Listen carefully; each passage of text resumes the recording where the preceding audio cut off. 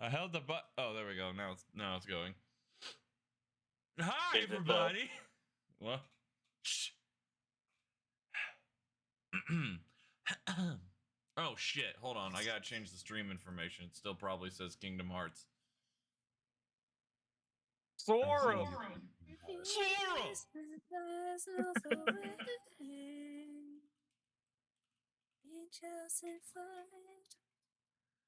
Sanctuary, the sanctuary. That was such an integral part of my life growing up. Which part? The songs, Yutada Hikaru's songs from Kingdom Hearts. Oh. I completely ruined a scene forever if you want me to send the comic that I made of a certain part in the first Kingdom Hearts. Uh-oh. But if you don't want a sweet scene to be ruined forever, then if I can remember how to put a warning over it, I will put a warning over it. Oh, spoiler. Let's see. That's my lucky charm. There it is. Actually, I totally forget how to put spoilers. Okay, there we go. Wait, I didn't even grab the. I didn't even grab the tea. I said I was about to. No, yeah, I did. Fuck, I'm fucking stupid. All right. You're not stupid. You're tired. I am. Don't fucking insult my friend like that. Alright. Ah! Wait, hold on. Sweet. No, that's a lot of damage. Don't you dare insult my friend like that. Ah, that's a lot of damage.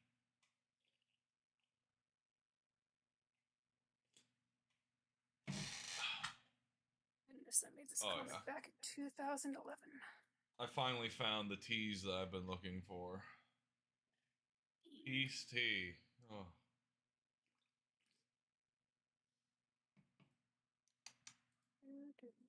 All right.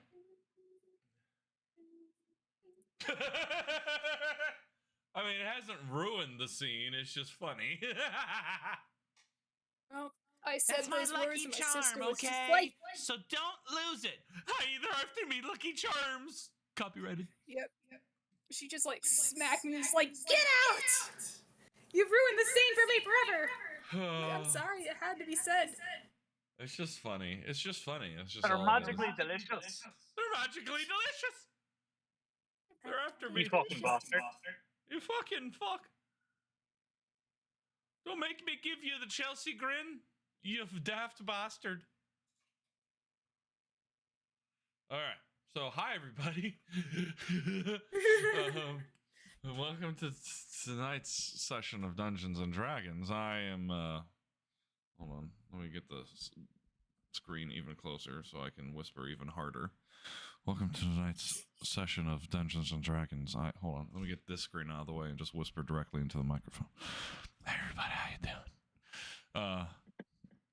Welcome to tonight's session of Dungeons and Dragons. I am your GM, Timah, and with me, as most always, we have Creo.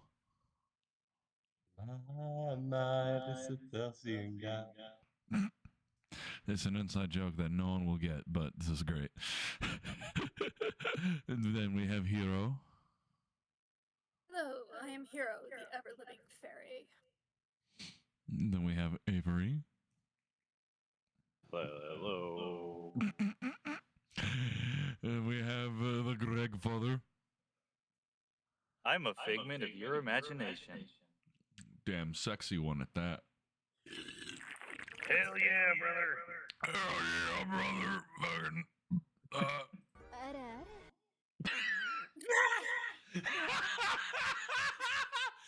That's just. I didn't do that. Every time you try to do those, I shall have a explosive response. What's the word I'm looking for? Volatile? No. Yeah, it'll be a volatile response to the ara and the That particular, if you could find another uwu, maybe I wouldn't mind. Wait, we'll make one. We'll we'll all say uwu, just like that. I'm in danger. I'm trying to take a drink.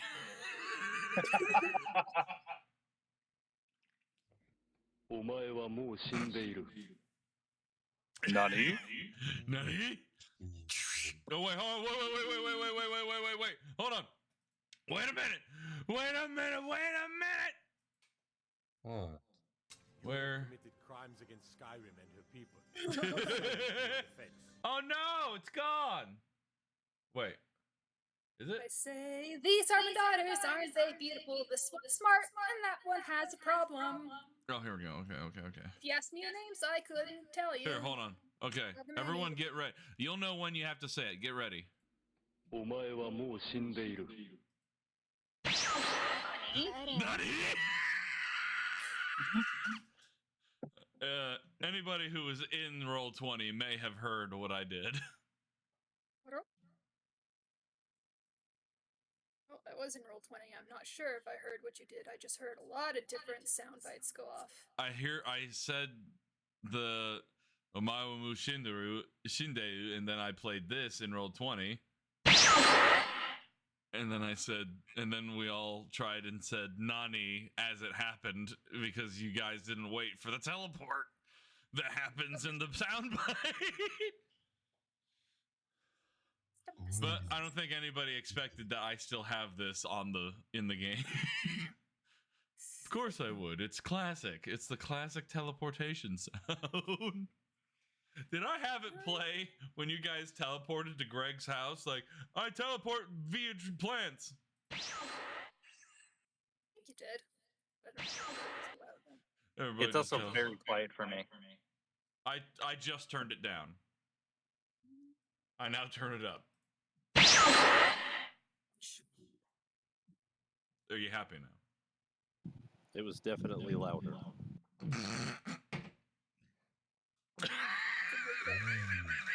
I need to find it. There's this great soundbite I want to find for when Jack was his super beam, whatever it's called. Is what? Raging Blast. There's this. If you guys ever seen Yu-Gi-Oh! Abridged, who was like I think the first Oh, guy God. who started the abridged Oh ad God, we're going back real far. real long time ago. This might be before your guys' time. What the fuck? You know you're like. No, I'm not gonna get. No, I'm not gonna get banned, but it's a good thing my stream key was hidden just then. Boy, I love being a fucking affiliate because I don't still know what I'm doing. Anyway, If you did know what you were doing, you probably wouldn't be an affiliate. right? If you knew what you were doing, I probably wouldn't be here. Right? Yeah, I'd be like, I'd be charging to be a DM, and I'd be like, I don't know, whatever you want to pay. $100 seems fair. Oh my god! I have Oh, a silver. heroes. Oh wait, no, Yeah. this is the wrong group for that. What, for being sober? No, I said I have a silver. That's an inside joke that none Oh, of you okay. understand. I have a silver. All right. Anywho, Pretty much that exact voice. what I just said. Yeah. I bet that's surreal. It's like I knew. If only you were watching the stream, that would be a little bit more menacing than it was, because I looked at the camera, but you can't see it. Anyway. Oh god, all of the sound bites are playing. Huh? Now? A lot of sound bites were playing. I didn't touch any of them just now. Nor did I. You alright there, bud? Yeah, I just have a lot of lag. I'm lagging out. All right. Anyway, Novikov Tartanovas.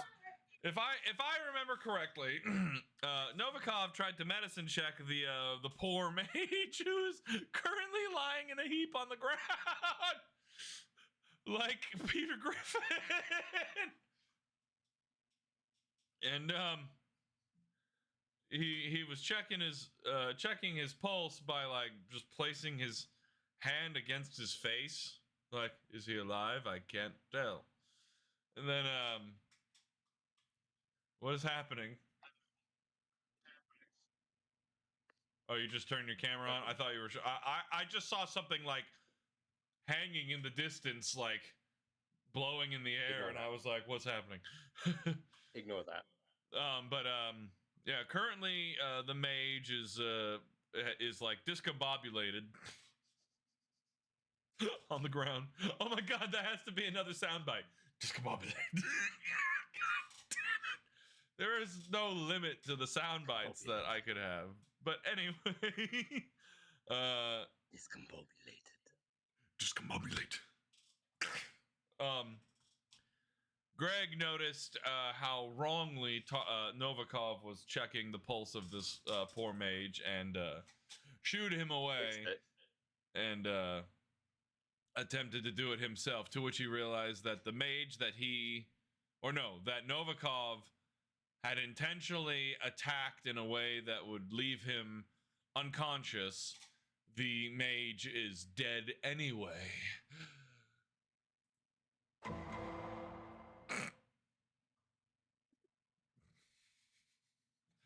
So, currently, Novikov just is like, oh no, he's dead. Well, anyway. Ah, yes, very sad. So, anyways, yes, very sad. Well, yes. anyways. He'll see that the archer is kind of like bulging through the canopy a little bit, just like his little extra weight is like weighing down the canopy, and he'll kind of just like, he'll take his knife and go up to it and the archer falls through the canopy onto the ground. Also looking like, wait, oh, I dare say, what a bunch of lively fellows. the archer now looks like Hello, have you got a picture for him? yeah, he looks like that now.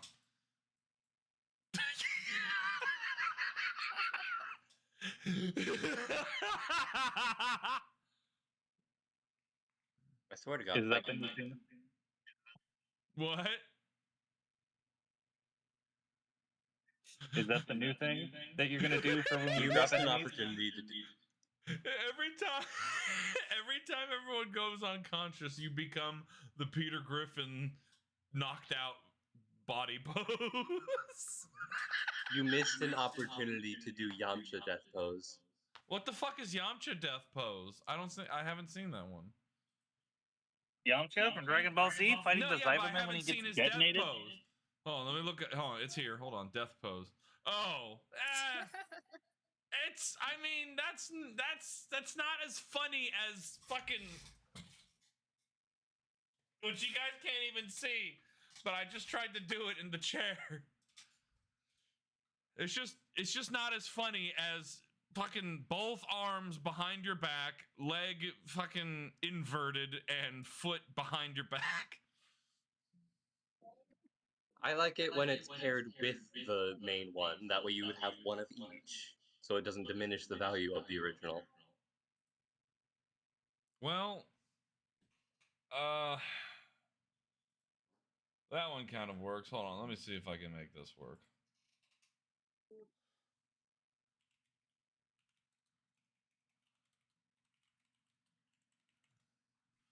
Okay, hold on. Trying to make your guys' experience more immersive.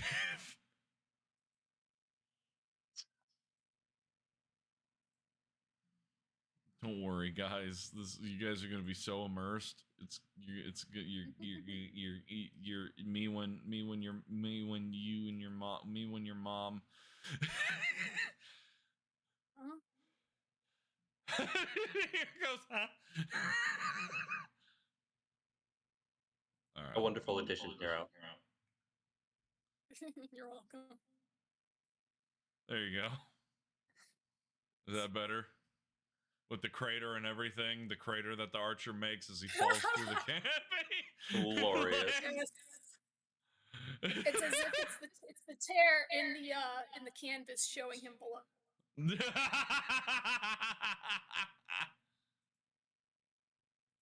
There we go. Now it's complete. Oh god. Anyhow, so Novikov does that. He moved over, tore the canopy. Archer fell through, and he says, "Welcome to Earth, motherfucker," or some shit. As he hits the ground. I don't know. Maybe he says nothing and just silently watches him fall and hit the ground and just goes, Hello, Archer, meet the ground. "Hello, Archer." Hello, meet floor. All right, Hello, Greg, Roof it's your Assassin. turn. Meet- Grizzos is on deck. Greg stepped away. Are you shitting me? No, that's a good death pose. I'm saying I that thought you one. would appreciate it. It's just I love ragdoll physics so fucking much. Right? Goofy death pose. That's what its name is. Coming over here with your goofy death pose. All right, now hold on. This is what I have to ask now. It's like, you have that. Which one's better, that or that? I think that one works better. I'm sorry, Yamcha, but this works better.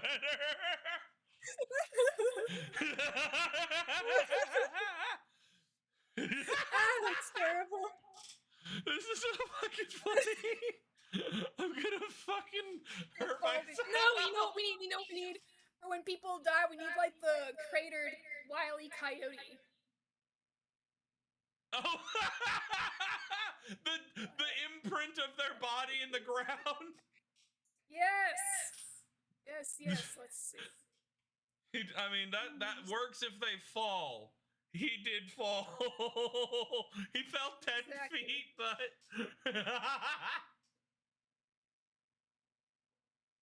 Let's see. well, I guess we're waiting for Greg to come back. Damn it. I guess so.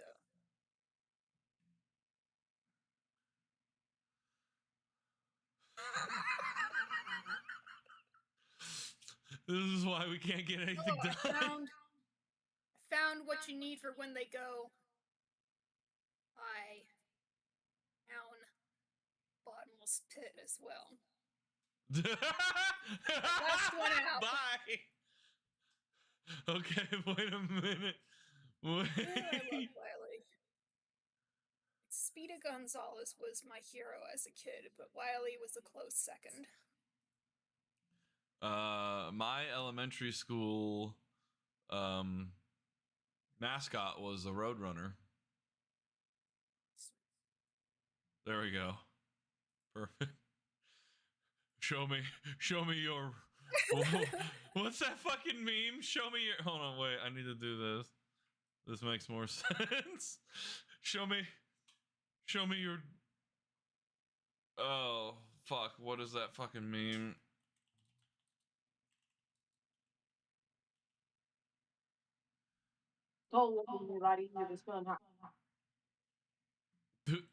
Hello. Hey, Greg. Welcome back. No, that's not it. Mystique form. I mean, meme.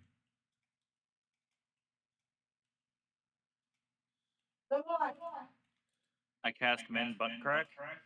All right, hey, so we need to walk you through what just happened, okay? So, Yeah, well, all right, so I need you to just not worry about this, okay? So, first off, what I did was, this happened first, okay? I said, this is what the archer looks like now, right? okay. And then Hero posted something, and I was like, wait, this is what the archer looks like now. Okay. And And then she gave me another idea, and so now this is what the archer looks like. The archer changed forms 3 times when he hit the ground. Well, he's the one. His form is that he cratered. Okay. Anyhow, it's your turn. The difference between Wile E. Coyote and Yamcha is whether or not the ground goes with you. Sorry, go on. Greg's gonna come up and see if he can stabilize the guy, make sure he's all right, because we need someone as a prisoner. And you're talking about the archer? Oh, honey, no. Yeah. All right. They are so far gone. So, the archer, after Novikov slitted a hole,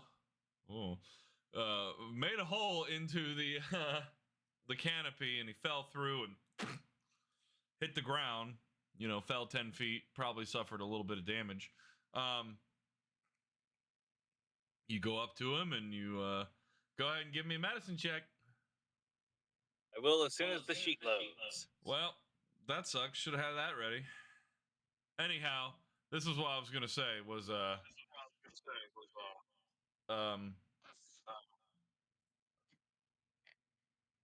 like, so here was that. I prefer the real you. And then I said the real you. Perfection. I'm going to whip you with a wooden cane.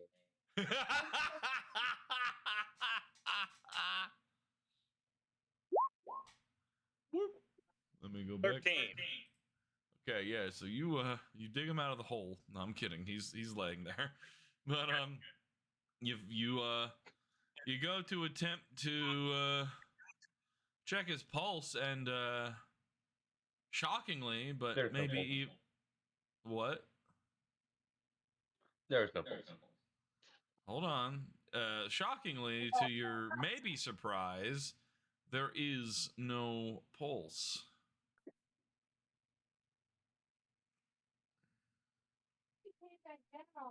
So much for gathering information, I guess. But that's it for Greg. All right. It is now Fenrir Grizos's turn. rubs the back of his. Fenrir rubs the back of his head. All right. So the only combatant we have right now is the person up in the alley. Yep, that's That's currently correct. running away. Bravely running away. Okay. I'm going to 30.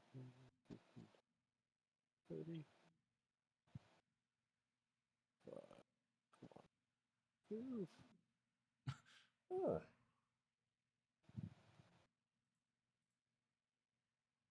I'm trying to move and I cannot move. I'll grab the wrong person. That'd be why. Oh no, I'm grabbing the. Oh, excuse me. Sorry, I've been grabbing you. Where were you grabbing them? Excuse you.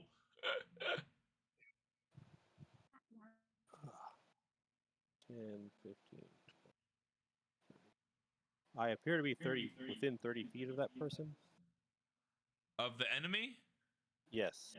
No, they are past a corner and out of your eyesight.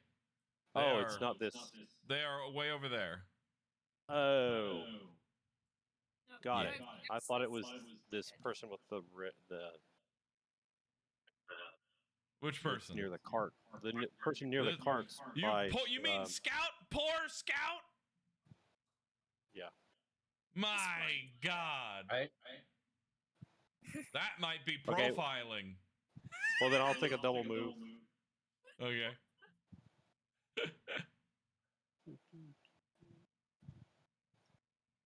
Use your action to move, okay? Yep. And then I know. Did I have anything? Dun, dun, dun, dun, dun, dun, dun.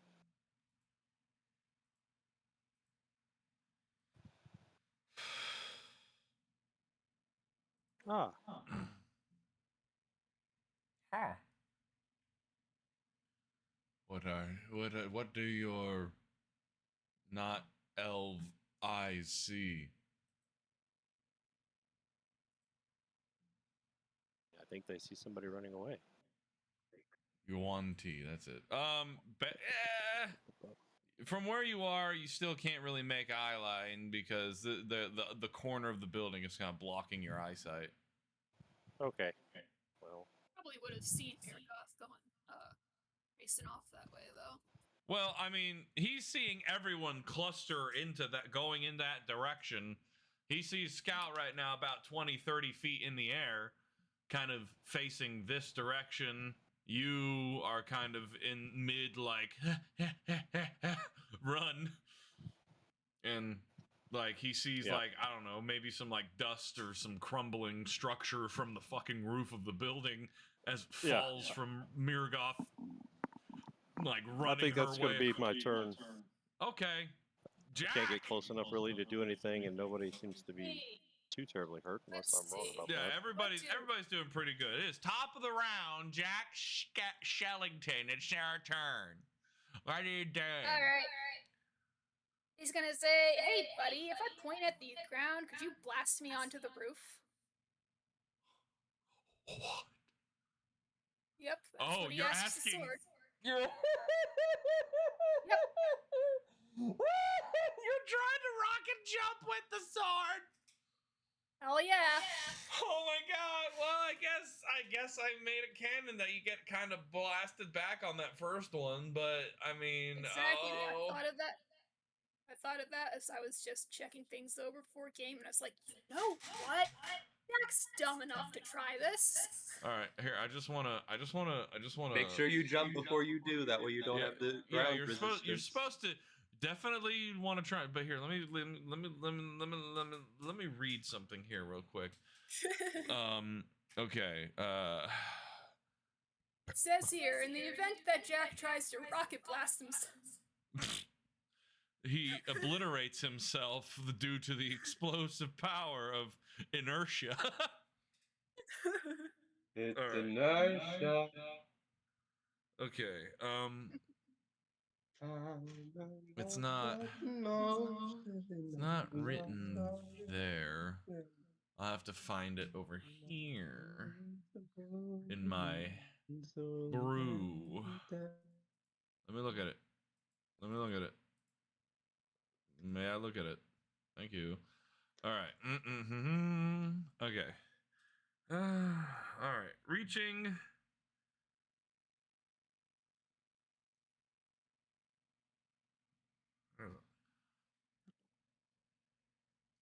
No, reaching blast. Using an attack action, you may strike out against an enemy that is outside of your melee attack range with a wave of radiant energy. Okay, so it seems here that, the way it's written is that you have to have like a target. the ground's my target. Oh my god, I said It's I am reverse now target. enemies with the earth. Yep. I now hate the world. I'm so depressed. No. Okay. Well, okay. You ask the hog, hey, if I jump and blast at the ground, will you propel me onto the building? It just kind of, if you could imagine, it ponders for a while before answering. It certainly tries and then says, I do not see why we can't attempt such a feat. Me as well. So, are you gonna try and go from where you are? He's gonna try to blast himself. Okay. The roof, basically. So, you start to aim yourselves in like that direction. And you kind of have you ever played golf? I have played mini golf, yes. Okay, you know how when you like aim it Played forward and croquet like as look to well. the like, are you right or left-handed? I'm right-handed. So you look down the right as you're getting ready to hit the ball. Yep. Now instead of that, you're looking over your shoulder as you're lining the tip of the blade up with the ground. You're like, the periapsis, the the parabola, and you're like, okay, I'm gonna jump, and you're gonna blast me. So It's like, give I'm me probably gonna break my arm, but it'll be worth it to know. give me an acrobatics check. Oh no. You do Sauron not or, have disadvantage. Sarah Well, no, yeah, you do really have just got on. disadvantage. Right. It's a check, so you have disadvantage because you're poisoned. Right. So that's 15 already... even with it. All right, so with a 15, I say you like hup, and then I know. now, and the sword like into the ground, and you go, "Ah!" and you are launched, 10 feet into the air, and then like 40 feet over. Oh, that's quite the angle. And so now you are like that. More on. efficient than dashing. It's pretty great. There you go. I You love are being a you are foolish there now. character. I can't tell you how great Hashtag it is not to geometry. be. The min jack can get an Oh yeah, you have reliable talent. Don't forget that. Oh yes, whatever that does. Pretty much you can't any roll lower than a 10 in a skill that you have That's right, proficiency that's with right. is counted as a 10, so you got a plus 12, so you got a 22. So yeah, 40 feet fucking flying into the air makes sense with a divine artifact. Thanks for the tip, Saren. The hero needs to remember her skills. Yes, thank you, Saren. Keep reminding me because it's so hard to remember all these skills being at whatever level. Where is it? Where is it? You know, I was looking and like it was like, I don't know, not showing up for some reason, which has me wondering. Is it on scouts? Because yeah, as a rogue, I think it was like at level 12 you guys get your reliable talent. Yeah, scouts is in his.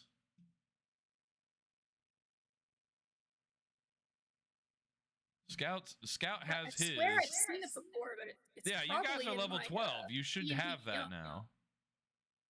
I'm pretty sure it's in D&D Beyond. I don't know why it doesn't show up here, but like Roll20 just like has a problem with me. It's fine. I'll try and add it right now. It like gave me double and triple a whole bunch of stuff. I was like, look, I have 3 quarterstaffs. Ha ha ha. Yeah, it's right there. Rogue reliable talent. By 11th level, you have refined your chosen skills until they approach perfection. So yeah, you should have reliable talent. Can I add it? I don't think I can for some reason. Greg!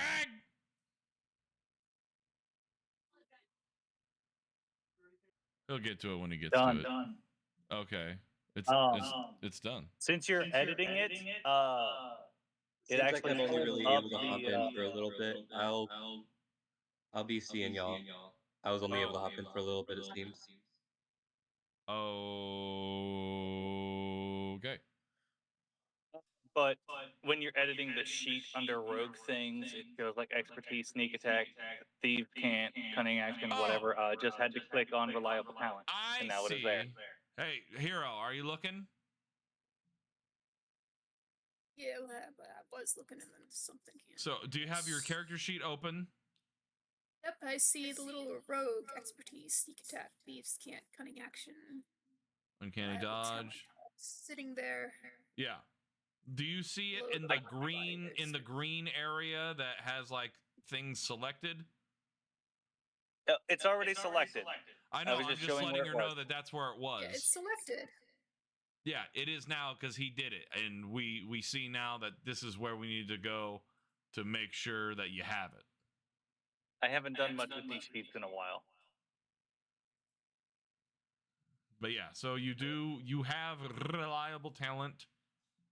It's right there.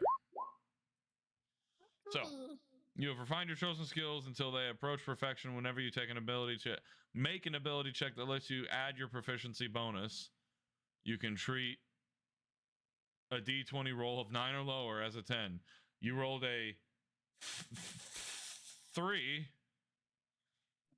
so it immediately becomes a 10 plus 11.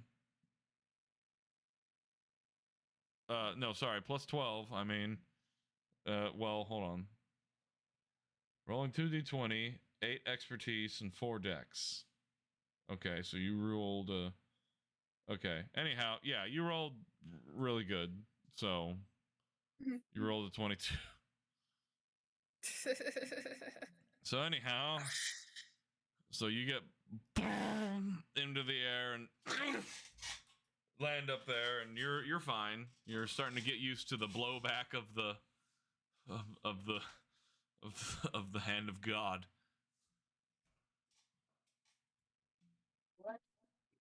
And is to land with Lucky and is going to dash. Yes. Let's see. Where is Rope-a-dope-a-dope. measuring tool? I forget. How do you? Do you see the ruler? There you go. That's how you do it. Yeah. No, that's not how I do it. I forget how you do it so that it like follows. Right click. That's right. That's how it does it. But you also can just do that.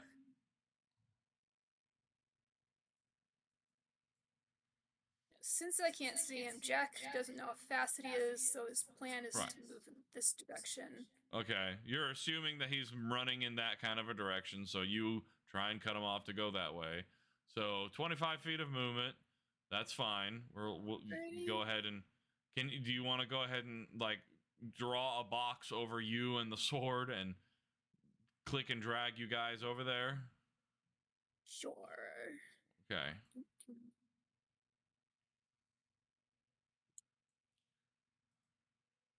You want me to do it, or are you gonna do Oh, it? just so I was saying if you want to, yeah. And then when you select your set, no, that's a drawing. No. Oops. But after you select you and the sword with clicking and holding and dragging a box over, when you click and hold over your selection and you click right click, you should be able to see a line generate for distance moving. Oops, sorry. I did that because I was testing it to make sure it worked. Let's see. I don't see anything when I. Okay. So you have your regular pointer selected, right? So if you click and hold, you create a dot. So I'm saying to click and drag a box around you and the sword. And I just mean with your selector. Yep. Because when you do it, you should see a box that kind of goes around both of you, and it has like 7 points on it. No. It just does a little shady thing. Are you sure you don't have... So, what are you talking about? It does what? Here, hold on. I need you to share your screen with me if you can, please. I share my screen. Derp. So I don't remember how to do that. Share my screen. Zoom job.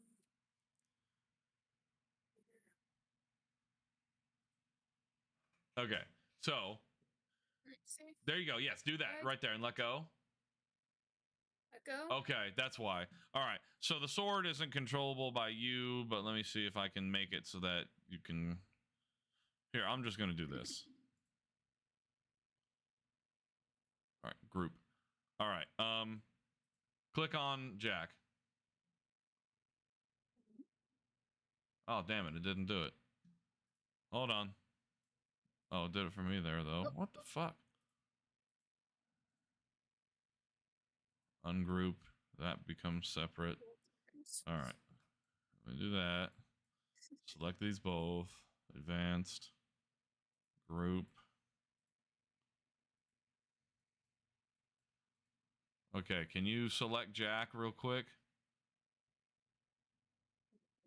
There you go. That's it. Hey. Oh, fuck. It still breaks the sword. Okay, well, we're going to get rid of the sword. We understand that the sword is a part with you. It was a gimmick. Sword is Goodbye. definitely- All right, there you go. So that's Okay. there. 10, 15, 20. You can stop sharing your stream now. That way you can save your Right. your bandwidth. There you go. Okay. So you wanted to go 25 Sorry. feet, and so you're about. I think you were about to get like there. I think so. And from there, let's see. All right. So at this point, you can see this master thief running away bravely, with a Mirgoth charging after him with a fucking fiery rage in her eyes. Sexy. And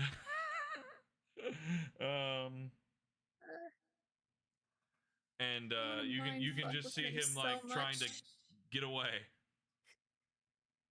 Let's see now. Since I used my action, I guess, to get up there, I only have a, what do you call it? Bonus action. Well, I thought you only used 25 feet. Did you use 25 feet? 25 feet, yeah. So, I mean, you still have another I know I 5 have feet of... more feet, but Okay. I know. I'm just...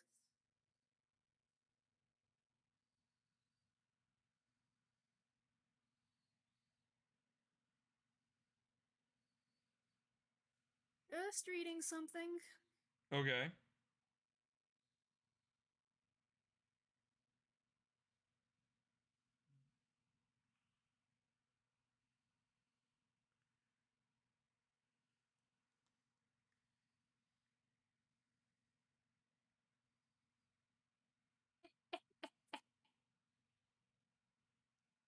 Can I use Oh, boy. the spell that I have and just place that hound in his Conjure path?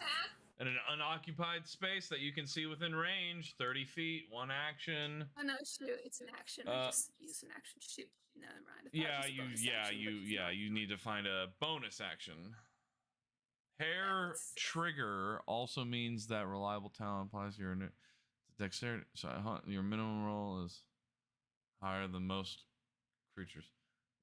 Do you have hair trigger, or is that just a... No, that's something I discovered because of working with reliable talent. Herringons, once they get reliable talent, thing roll no lower than 10 on initiative. But that's a Herringon rogue? Yes. That would be... Wow, okay. Talk about getting murderized by a bunny man. Apologies, I interrupted. No, you're good. I was just like, what the fuck is that? I thought Hero posted that for a second. I was just like, where are you reading that?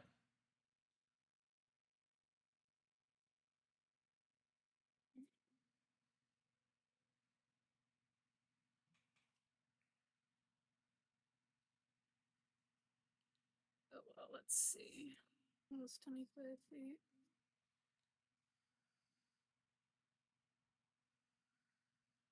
That's right. I don't even necessarily have to jump down. No. Because a sword would be an action.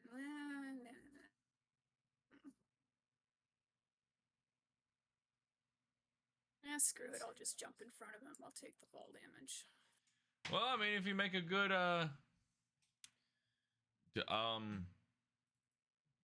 dexterity saving throw.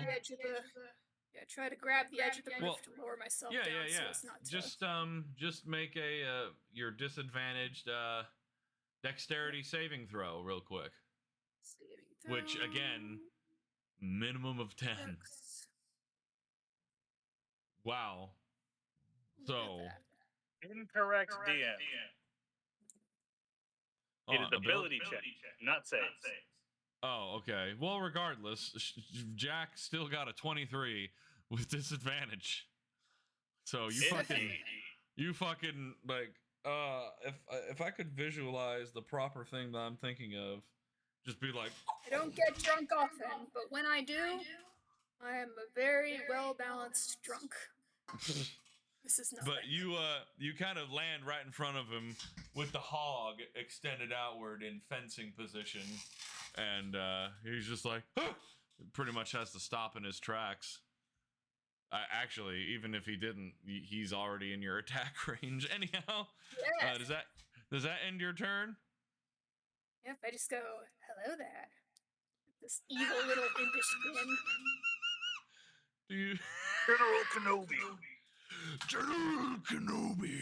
All right. That's fucking perfect. What? Jack Sheddington, the negotiator. In the flesh. Oh my god. All right. Well, that ends his turn. Your turn, I mean, right? Does that end your turn? Yep. All right. That ends Scout's my turn. turn. Jameson is on deck. Scout will fly. Hold on, wait a minute. Just making sure. Butterfly in the sky. I can fly twice as high. Take a look. It's in a book. It's right in my book. All right, sorry. Your life's flashing before your eyes. Oh my god. Bro, reading Rainbow is so fucking metal, dog.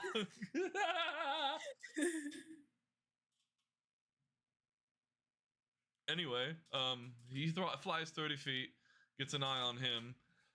He's just gonna go ahead and attempt to fire with a good old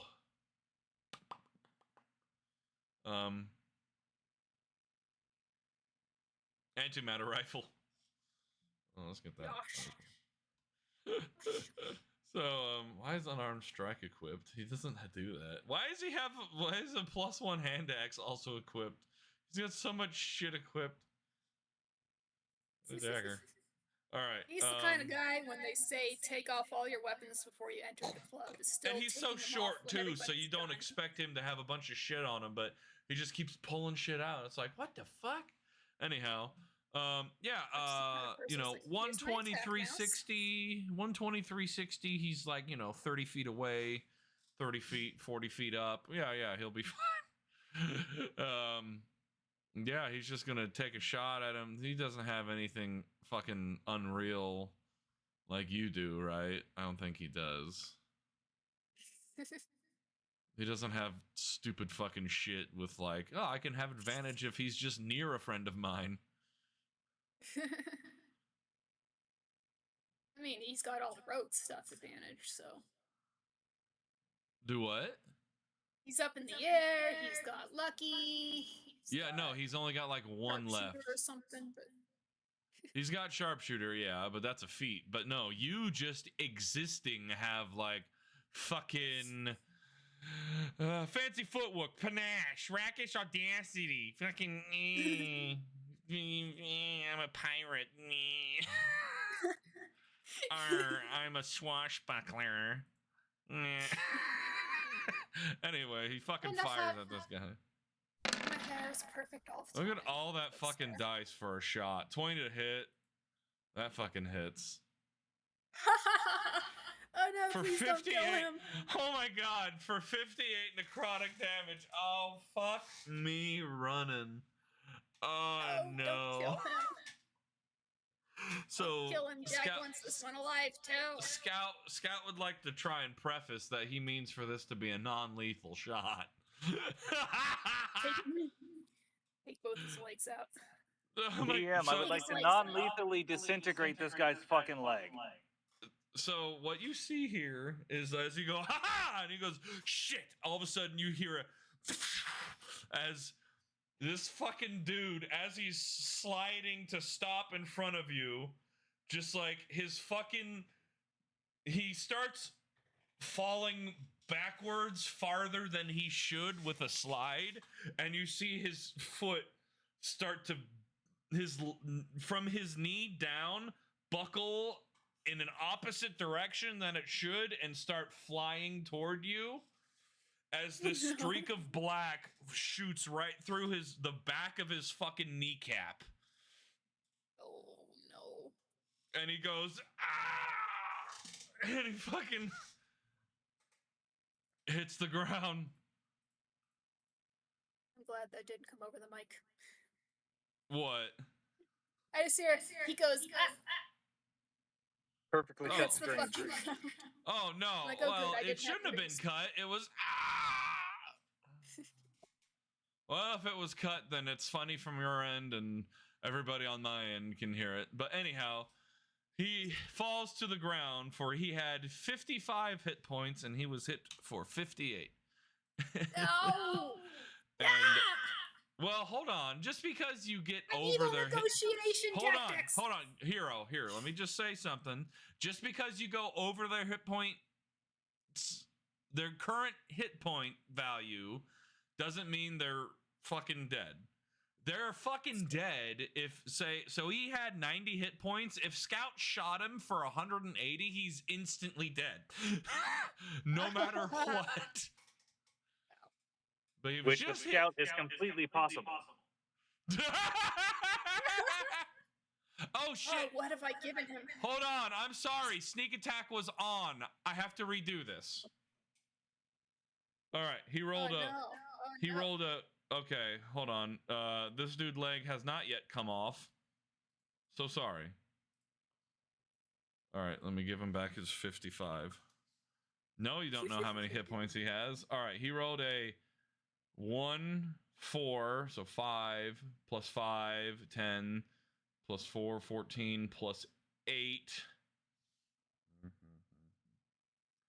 So 22 plus his proficiency, which is 4, so 26. He shot the guy for 26 hit points, which let me pull out my calculator.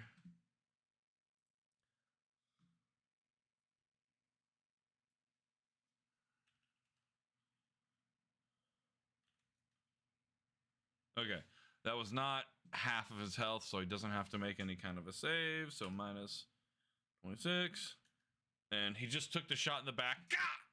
And you know he gets closer to like the point of your sword, and he's like, ah! And Scout will just say like, got him.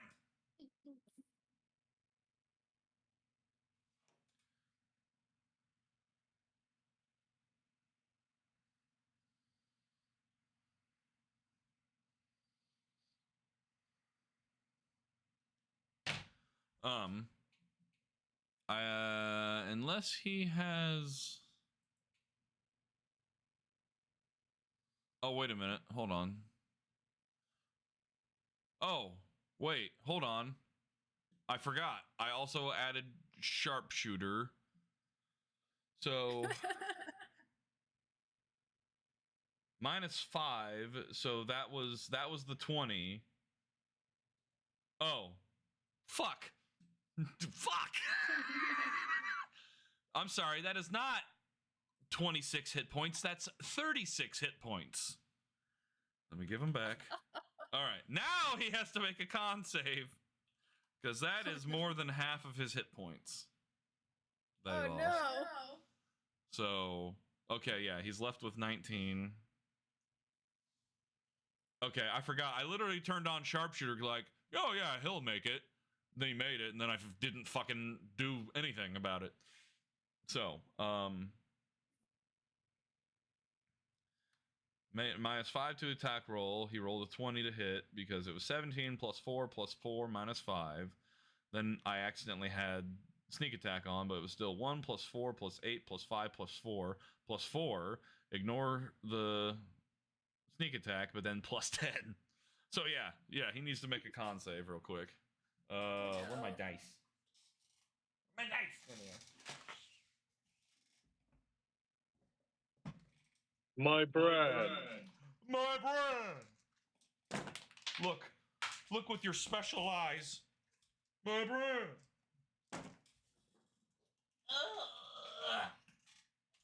Alright. Drop the die. My brand!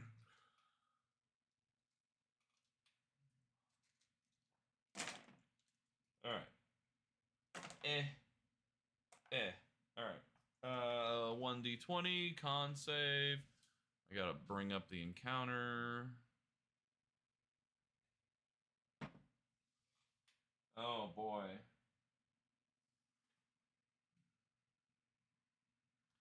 Master Thief, he has a... I think it's just a DC 10, but let me check. Oh. Oh. Oh. Never mind. It's just greater than half of its hit point maximum. So he's fine. I'm sorry.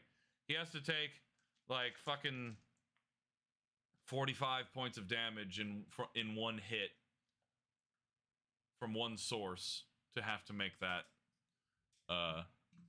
roll. So he's fine. He is not currently under any sort of massive damage.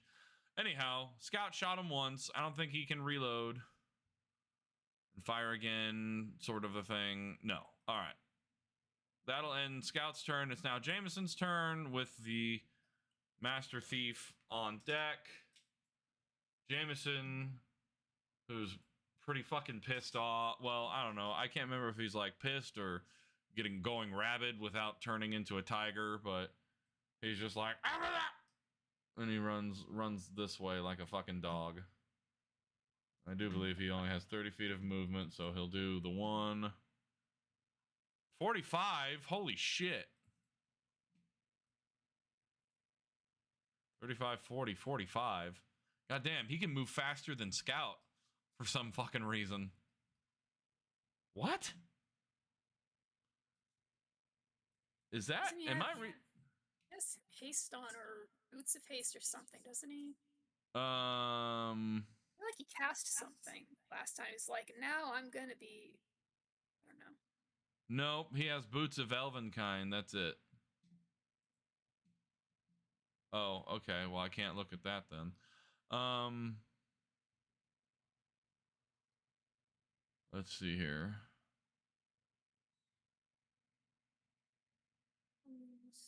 Why does he have 45 speed?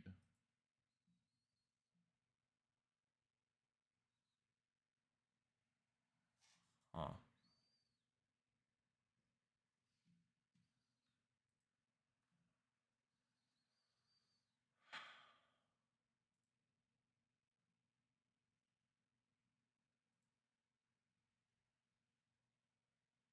Is the speed for when he's in his tiger form?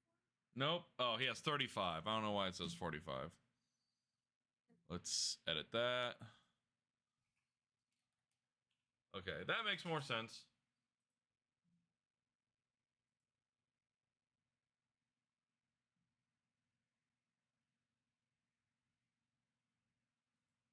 I wonder if it's in his features and traits or something.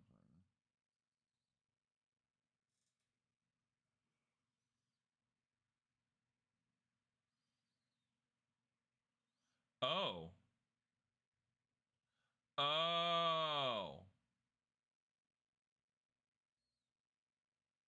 Wait, what?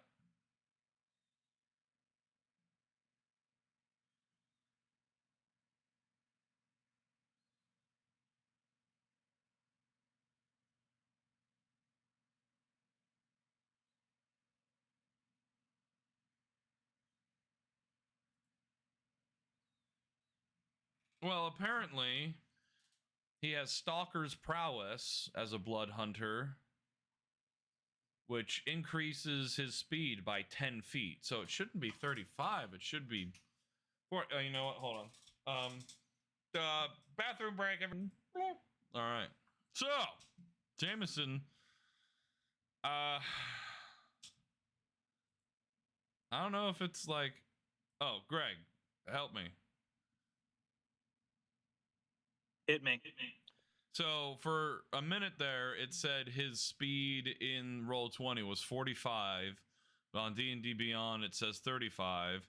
The only reason I could assume it says 35, well, 45, is because of his Stalker's prowess, which at 7th level, your speed increases by 10 feet. But I don't know how he has 30. I mean, like, I don't know why he has 35 instead of like 40 or so. You know? I'm looking.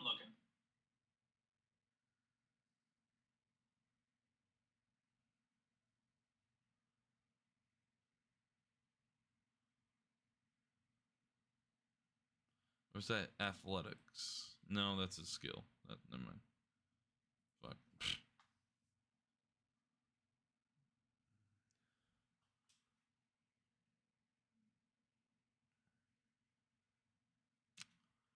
Boop-a-doo. Description, notes, extra.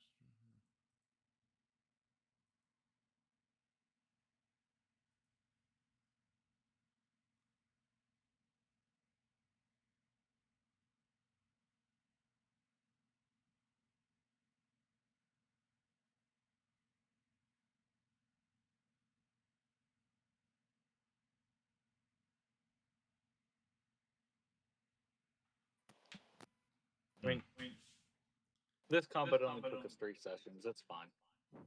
Do what? This combat only took us 3 sessions. It's fine. Yeah. Well, like 2.5. Oh, half of one of another, and then half of this one. Ish. But anyway, while you're figuring that out, I'll just assume he has like 35 feet or something. So he moved 30 or 35. He'll move another 35 this way. Doesn't see anything. Oh, that sucks. Okay, now it is the Master Thief's turn with Mirgoth on deck. Master Thief, having just taken a shot in the back, he's gonna probably just do a good old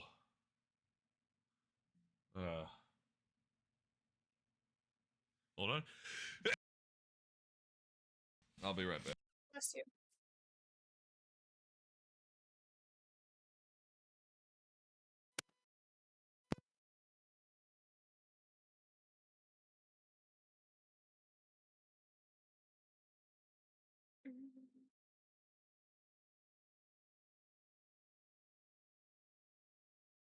My system's already slow. With it raining, it's even slower. Which is fantastic.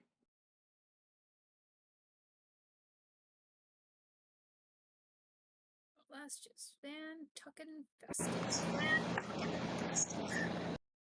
I'm stealing.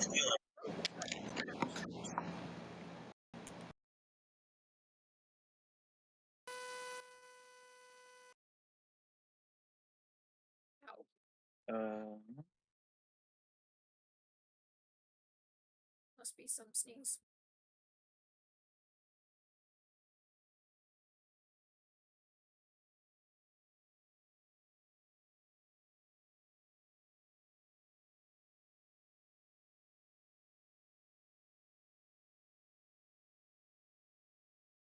Hey, pup, fuck off. There's nothing over there for you.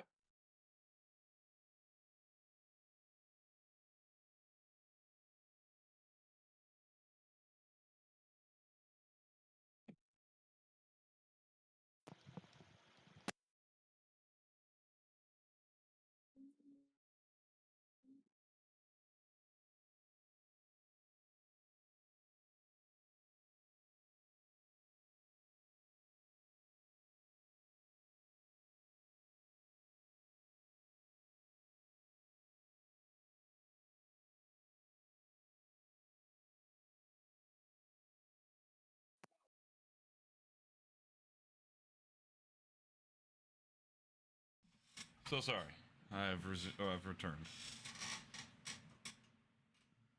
Okay. So, wait a minute.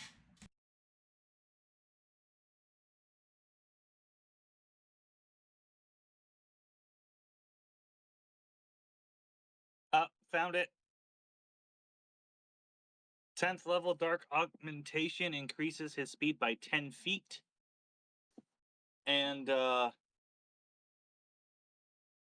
When he is in hybrid form, his speed is increased by an additional 10, which is why he has a 45 movement speed while he is in hybrid form.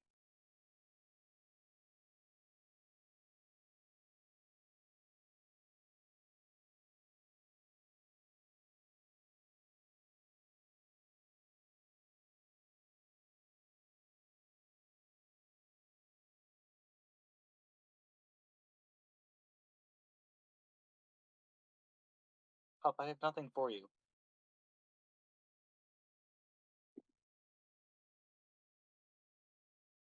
I don't have anything for you. You don't care, you just want attention. Had to go to D&D Beyond to find that. So yeah, in hybrid form, his speed is 45 feet. In human form, it is 35. Okay, great. I think I heard most of what you said. I was still away from the computer. But okay, so human form 35, hybrid form 45. Indeed. Okay. And you were looking at the so I saw the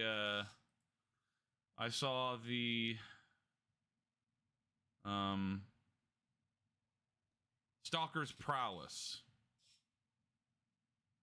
Is part of his hybrid form. Okay, I couldn't tell if it was separate or under the hybrid. Oh, well, okay, I see. It's like under this whole thing. Up, I have nothing for you. Feck off. What was Hello. that? Dog, cat, Pup. pop, pop, pop.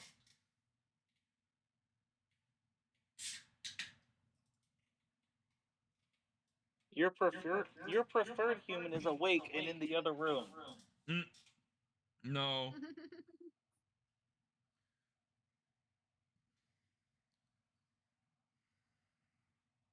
I am usually the backup human. What is this shit? Oh, it's because I'll pay attention to you. All right, so the Master Thief is going to he's going to do a little bit of a cunning action, and he's going to fucking disengage. And Jack, he after taking that shot, he really quickly runs towards you a little bit more, actually, instead of deciding to slow down.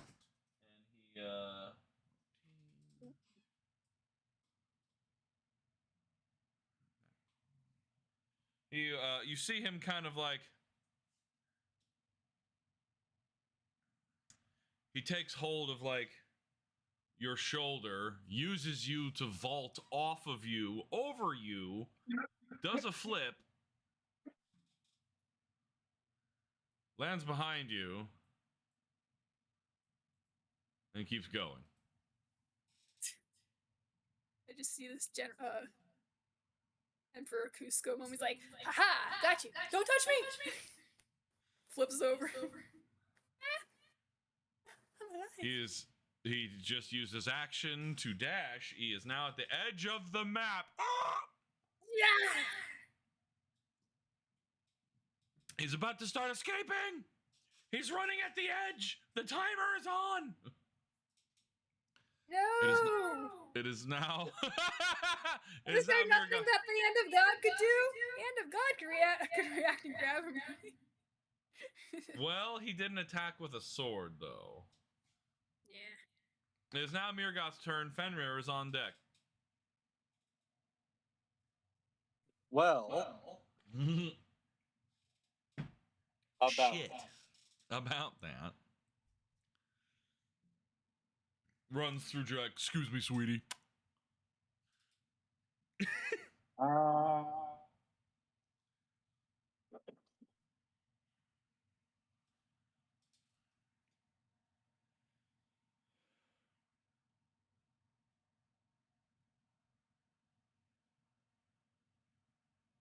Mirgath, if you had been just a little bit closer, we could have done something.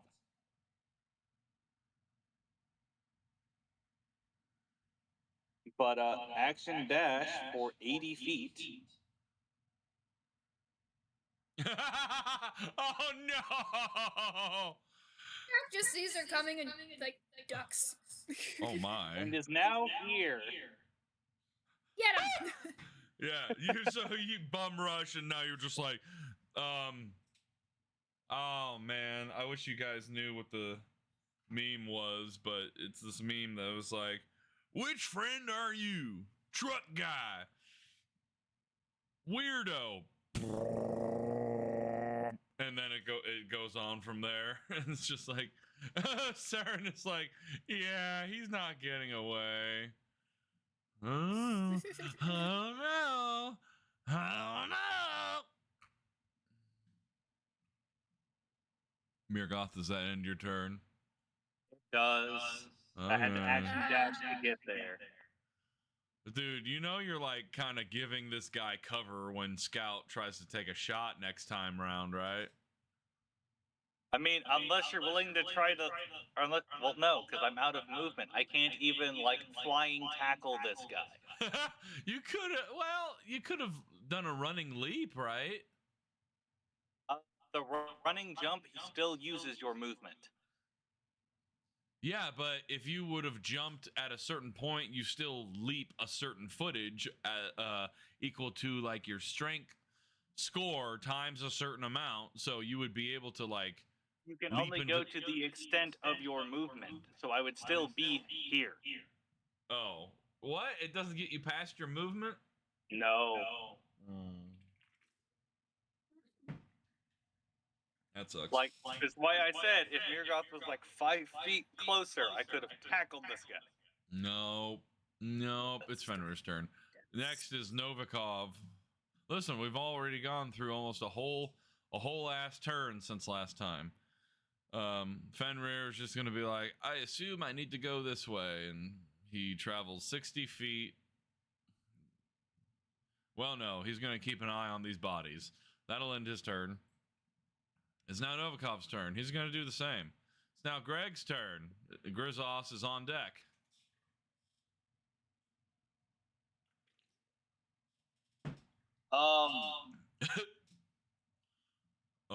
What are we gonna do, buddy? Who are you talking to? Greg. Okay, fair. I like it. Talk to your D&D character. I mean, I am all of them. You don't? I am a D&D character. Interesting. I have required reading to do. What? That would be funny, but it's not gonna help. Greg's just gonna stand by. He's not the fastest in the group. He's not running. What is your required reading? All right, we'll let you do that. I was reading a spell because the spell Wait, would made him a little faster. Wait. He wouldn't be able to get Jack because Jack's got the cloak of displacement on, which makes him seem like he's not where he's actually standing. Oh, so you keep forgetting to tell me that you have enemies have disadvantage against attacks against you until they hit you for the first time? Well, look, the stupid thing wasn't even in my inventory for some strange reason last session. I was going, wait, aren't I supposed to have something that makes me harder to hit? Yeah. And only just like at the beginning of the session was like, wait a second. Where? I know I have this thing. All right, well, keep that in mind, hero, because that maybe No, you wouldn't. no, I'm not gonna let it go this time. Maybe you wouldn't be poisoned if you remembered you had a cloak of displacement. Hey, that I'm willing to let go because I've been doing all right. Yeah. No. All right, Greg, does that end your turn? Yes. All right, Grizzos, it's your turn. What you did?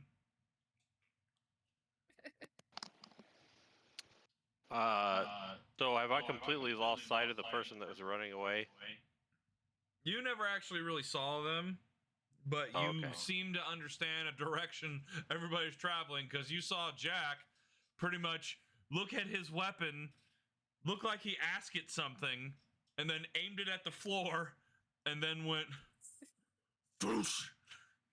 into the sky. Yes. Wile E. Coyote himself into the sky with Acme Core Hand of God. Alright, well. Guess I'll just do a double move again. All right.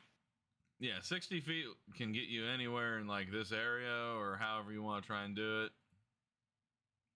Oh, that actually gets you a little farther.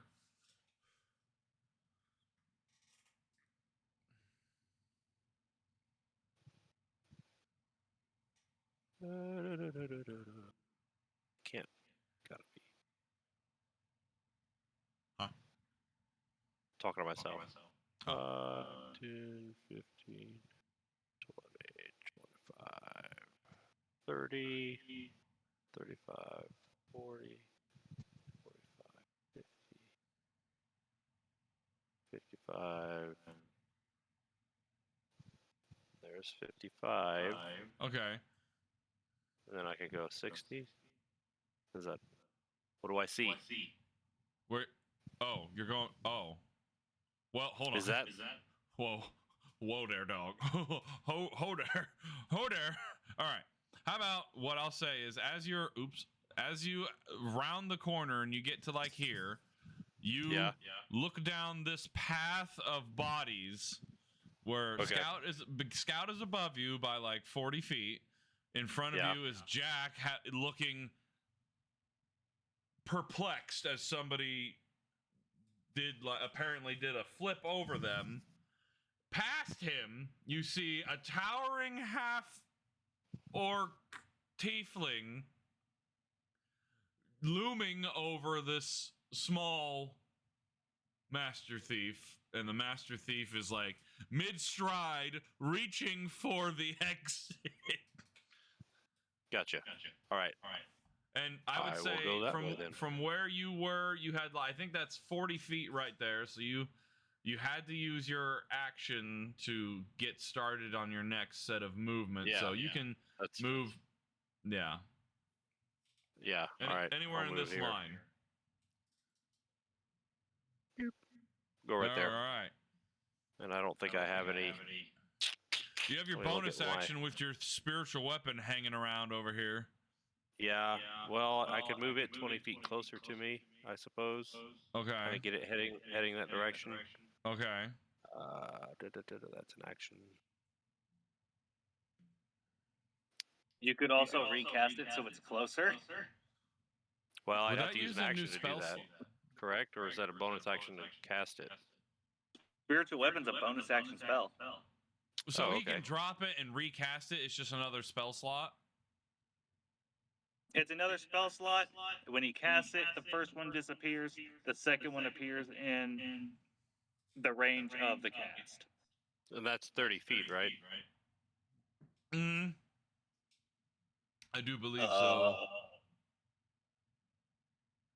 All right. Well, if that's the case, if I can drop it and recast it and just use a bonus action, it's actually 60 feet.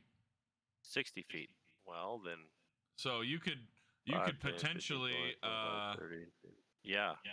I'll drop it right next to Mirgath if I can, or as close as I can to that area. Yeah. All right. So you drop the one, you recast. So go that's up a square if you can. Right there. Right here.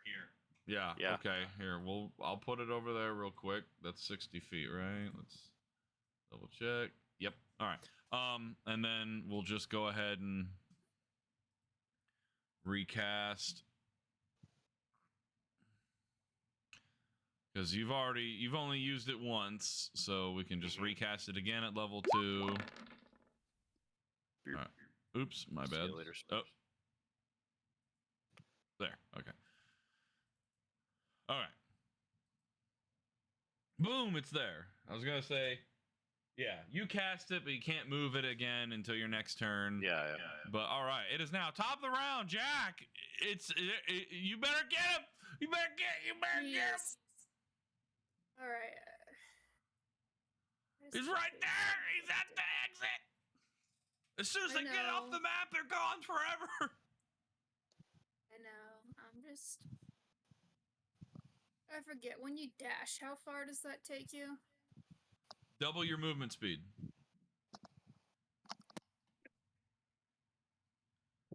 So if I were to... Well, sorry.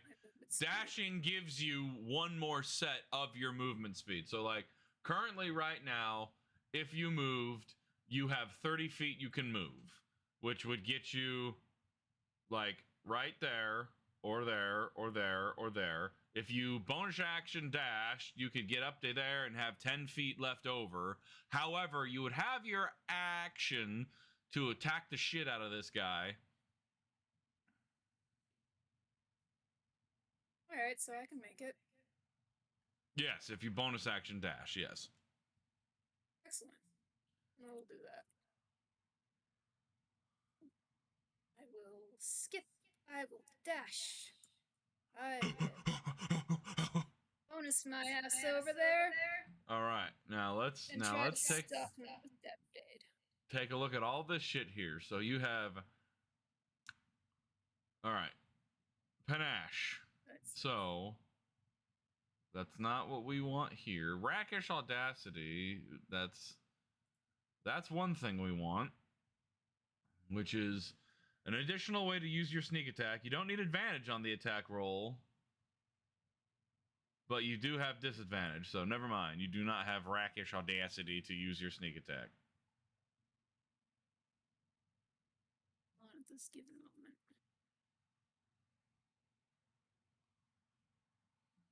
Uncanny dodge, reliable talent, symbiotic neural empowerment.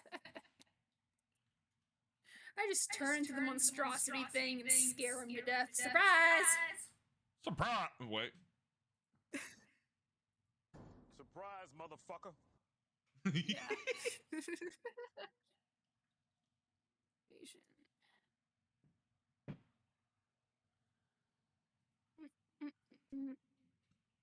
So, you know what? Since I'm technically in front of him, even though it would be off the map, could I use my wall of stone to block his way? Right off the edge of the map? I mean,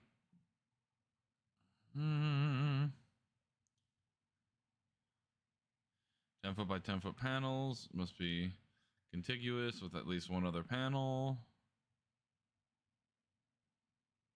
So are you trying to, like, surround him, or? Yep. I want this fucker alive. So are you putting a wall, like, here? Like, right in front of you guys? Like, right in, like, this space right here? Right in front of us. Blocking the whole space. I mean, yeah, you can do that. You can use your action to do that. But you could have done that from 120 feet away. True. Well, what should I do? Should I smack him or should I hit him with a wall? Just hit him with a wall and, like, two people surrounding him is like, you're not going anywhere! Well, I mean, you're saying this, but you're not saying it. You know what I mean? No, I know. I'm just okay. choosing my options, because I have to make sure we got this. Listen, Mirgoth has one option in mind, and that is rip and tear.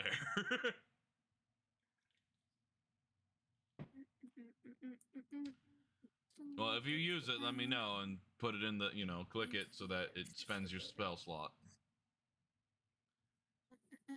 Spells. Hate having spells.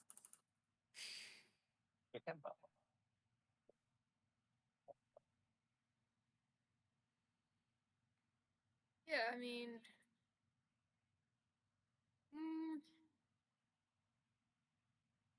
No, Jack will just try to hit him with the sword. All right, and you're trying to go for a non-lethal takedown? Non-lethal takedown. All right. Semi-tackle, I'm not quite sure what he's going for, but... You just, like, slap him in the face with the hand part of the sword. Yep. Pommel strike. It's not the pommel, It's though, like- it's the guard. Remember, because the guard of the sword is a hand, and so he'd go to, like, do that, and it would just go, like, it would bitch slap him, pimp slap him, or whatever. All right. That's right, that's it. At 17, you... Oh, fuck! I keep forgetting about his uncanny dodge. God damn it. All right. I'm gonna... Oh, shit. Anyhow, 17 hits. He's gonna uncanny dodge to try and... Oh, you gave him 50 points. Yeah, it's not gonna matter. This fucking... You, hey, Hero, how do you want to do this? Okay, let's see what this Jack do. Just goes.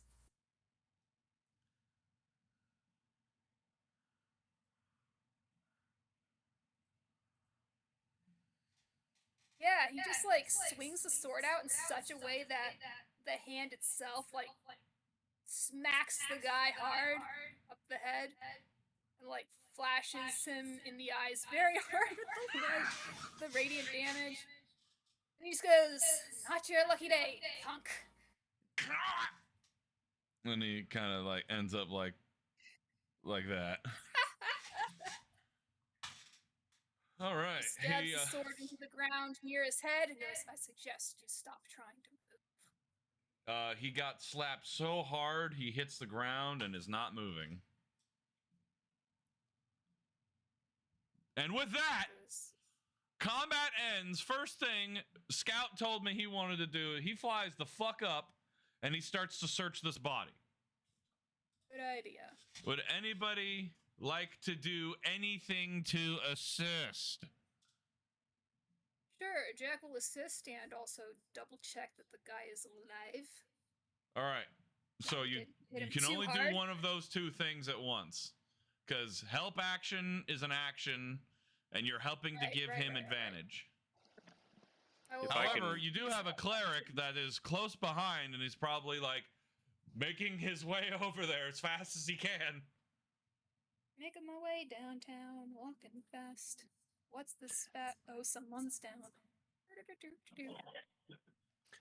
Yeah, I was gonna cast guidance on whoever's searching. Okay, you run up there. Do you drop the spiritual weapon or leave it up for now? If I can leave it up for now, I'm going to leave it up for now. Sure. It lasts for like a minute, right? Yeah, we gotta... It's gonna hang. All right, it hangs for 10 rounds. Everybody make sure you're counting. No. Anyhow, all right, so Scout searches the body. He got slapped so hard his legs went out. Scout flies down to search the guy. You are giving him the help, and Grizoffs, you give guidance, so that's Scout's investigation advantage with a D4. Right? Sounds right. Yeah, D4. All right. He has he's expert in investigation. Okay. And reliable talent. Yeah. Here, just wait. Okay. He rolled a 27. Wait. 29. I rolled a 2 on the 4. So all right. Scout flies down. He like dives into the body. Yeah, he just like dives down, lands. All right, I'm going to search him. And you're like, how am I going to help? He's going so fast. But I was going to say, Mirgoth, if you want to try to, since Grizos gave guidance to Scout, if Mirgoth, you'd like to try and do the medicine check, if you could calm down long enough to do that without breaking his neck. Oh no, Rage has been gone. Oh. I can guidance that as well. No, Mirgoth's standing there, hand on the hip, waiting for them to get done so that she can drag the body back to the others. Well, I was saying she could give him a medicine check as the whole thing is going on. That way it's all happening at once, because guidance is an action. So I'm talking about like the same theoretical 6 seconds. Oh. Everybody touch his body. Everybody touch his body, really. Really though, like I don't think you want Mirgath doing the medicine check, buddy. if you don't think she'll do I mean, that, I then can do that's the fine. medicine check after the. I can do the Yeah, medicine check Mirgoth- after the looting is finished. Oh wait, hold on. Sorry, fighting is over. I take over for Mirgoth. Mirgoth backs away and like she does the for you. If you could see my camera, you'd know what I'm talking about. You know that thing where she's like after you, and like does the hand motion to let you into this space. That slight bow. And Yeah, and the with the hands, with the two hands. All right. Go on. Yeah, go on. I'll let you. So, Grizzos, you can move into the square next to him, and then on the next 6 seconds, you can give the medicine check. However, Scout, as he's searching this body, he finds, okay, he notices on this master thief's hand there is a ring, and he lifts the hand up and kind of looks at it, and after kind of thinking about it for a second, he goes, ah, fuck.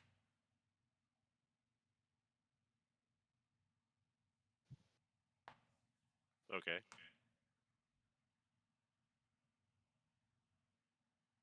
does he say it out loud? Yes.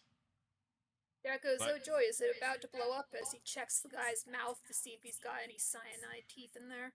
No, it's a band of loyalty.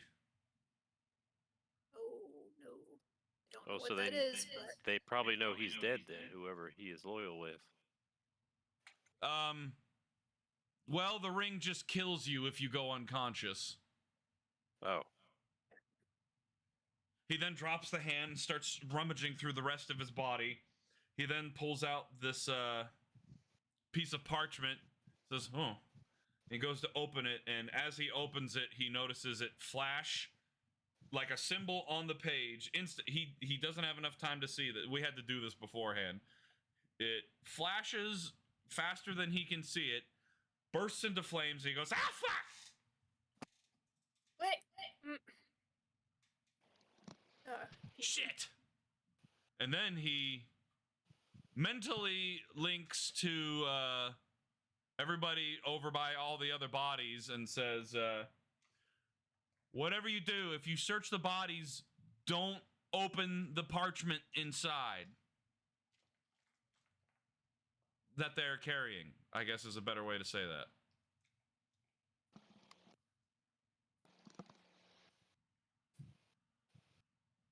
And other than that, you guys find nothing. This person apparently actually tried to travel exceedingly light, and it's kind of weird.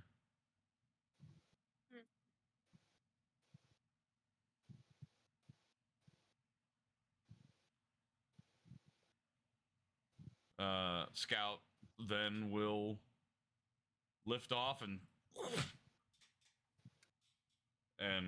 I don't know what you all are planning on doing I don't know what is I know what Scout is doing because me and him have talked about it.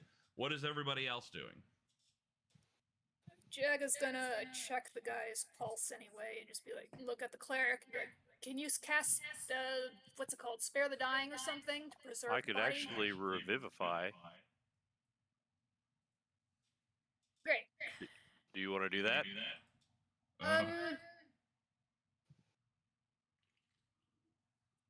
Don't look at me.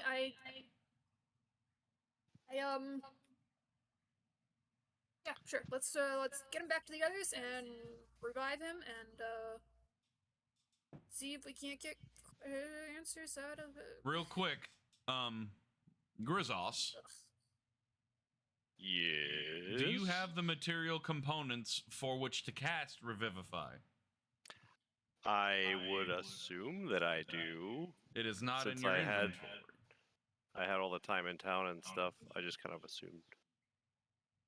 I was I gonna don't say, think unless you at some point in time purchased diamonds worth 300 gold pieces, you do not have them. Okay. Okay.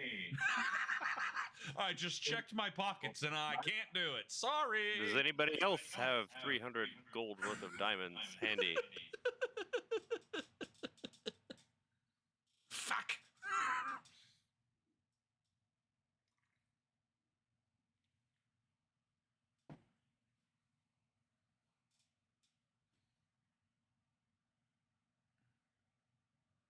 Greg is slowly making his way towards the others. Well, hold on. Is everybody making their way to who? All right. Well, you're making your way that way. Scout makes his way to like the nearest other dead body, which is like this knight over here.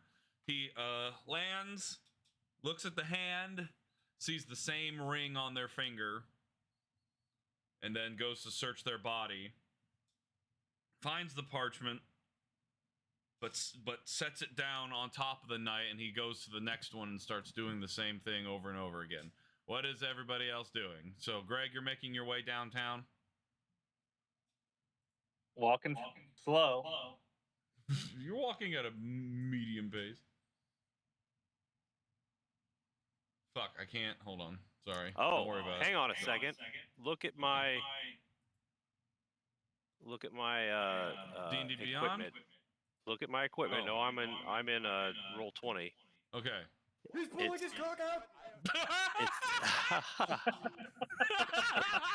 I'm Oh, sorry. I'm so sorry. You do have the components for Revivify, and you have 2 casts worth of it. Yes.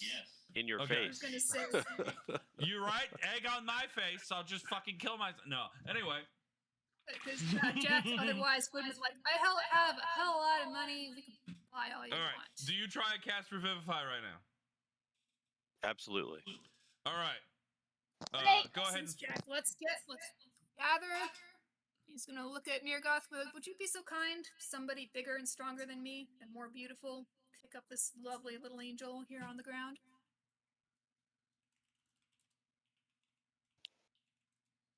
It's out of combat. You play Mirgav, remember, DM? Oh, I did not hear what you just asked because I am looking up something. What? Jeez, what did I just say? I don't know. Jack said, wait, don't cast Revivify. Let's gather back the others' bodies together. See if, did any other, and then, he turned to Mirgoth and was like, would you, or someone who is bigger, stronger, and more beautiful than myself, pick up this poor little angel on the ground here? I say you got a minute. I was gonna say it'd be good to cast Revivify on him now, and then, Mirgoth will say, "Well, if you're casting Revivify on him or whatever, I will. If he wakes up, I'll grab him and we'll take him over to the rest of them and use that as a little bit of ammo for psychological Cool. I'm gonna warfare." just do one thing before he's alive because at least I have a little bit of pity. And was Scout able to take the ring off, or was it like stuck on? He didn't take the ring off. All right, Jack's gonna take knife out and just chop that guy's finger off with the ring on it. Because like he doesn't know. Scout didn't say exactly what it was. He was just like, "Oh fuck," and like left it. Jack's like, "Okay, let's get rid of the ring." Well, no, he did say what it was. He had a conversation about what it was. Yeah, but He we don't know said- if it's gonna explode if we try to take it off or something. He said it was called a band of loyalty and that it kills you if you go unconscious. And that was all he said about it. And Jack was thinking, well, okay, maybe it'll also do something like keep us from reviving the guy or something. So he's just I could dispel magic on the ring if you think that would work. Or you can cut his finger off. He's just moving fast. He's not waiting for questions. He's like, okay, cool, just one thing. Chop it off. Okay. Fingers off. Revivify. Wraps the bandage Okay. around it with his whiff.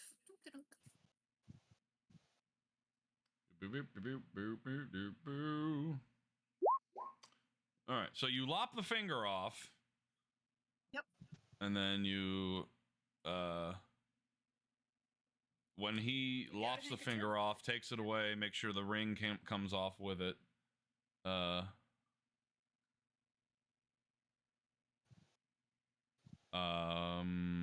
a doop. Hold on.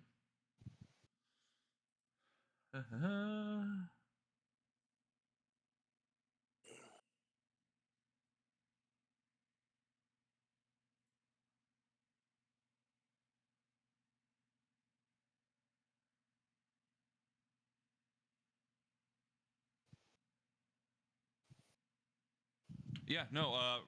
You tell me how you cast Revivify on this enemy. Let's see. I kneel down and put a hand on the other on.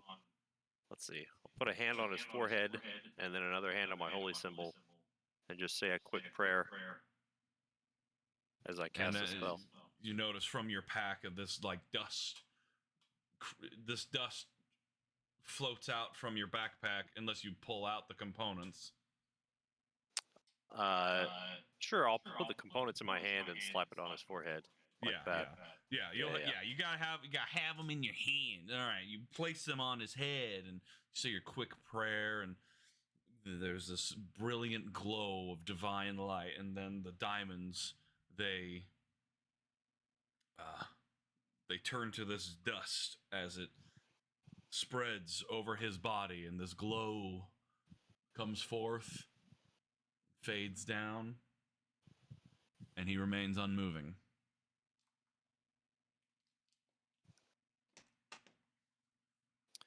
Can I do a medicine check to see if he's just faking it? Sure, yeah. Do you want you are able to guidance yourself, right? Yeah.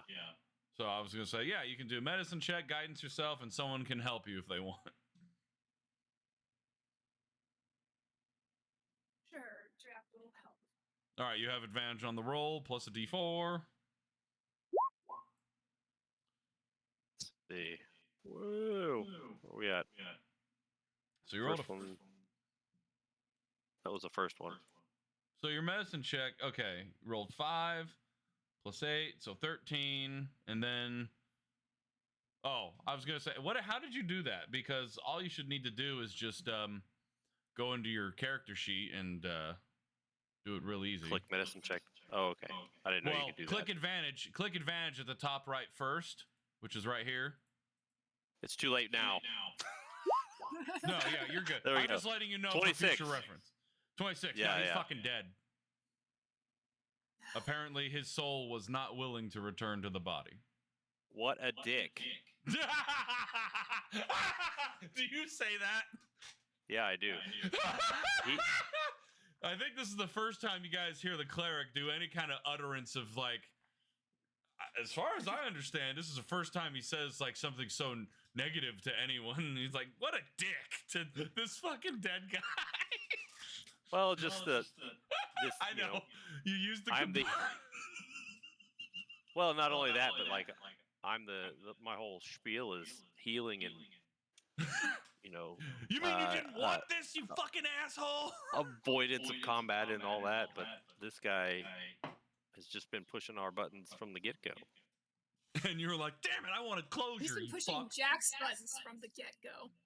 Yeah. You didn't witness what Jack went through to get this guy. Listen, all you have now is a body looking like a rag doll on the ground.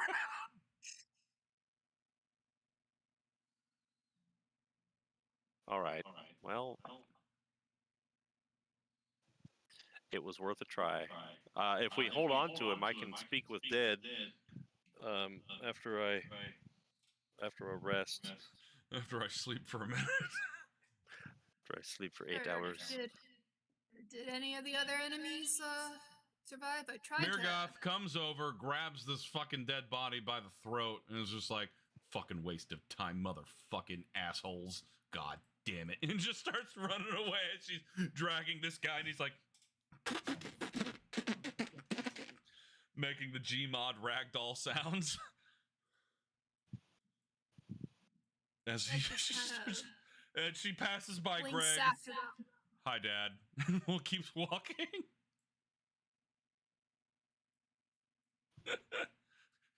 Greg Jack properly confused. Blinks at the ground where the body had been. Well, he was worthy of pulling. I'll give him that. Cleric man, what can you do for poison? Yes, looking up a little hazily. Oh, let me yeah, you can see. tell Jack is he's got some think I have- veins showing on his face. Well, does my lay on hands? If I use 5 points of lay on hands, I think that cures poison. I was gonna say. Or no, that's a paladin. Never mind. That's a paladin. There is a paladin in the party. If he gets around at some point, that he could probably help with that. How bad is Hero Jack looking? He's not looking too terrible aside from the fact that Jack. he's Kaizen. I mean, I could do greater restoration, but I don't think I have the components for that. Actually, I do. I have components for 1, but if the paladin's close and Jack's not looking completely terrible, we might just wait for them.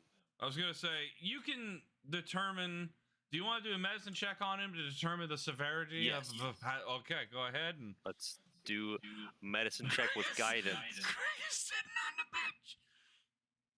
Jack will assist by being good and not fidgeting or anything. Jack will be a good little boy.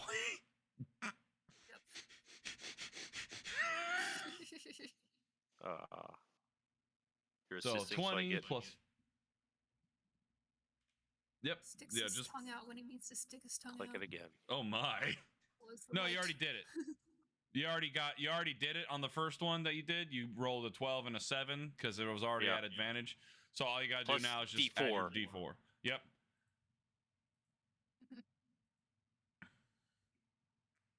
Wow. Hey, look at that. All right, 24. Jack is sitting there like a good little boy. Yeah, you're able to tell that this poison. It could have been more severe because I think you'd be able to kind of tell what kind of poison it is with that.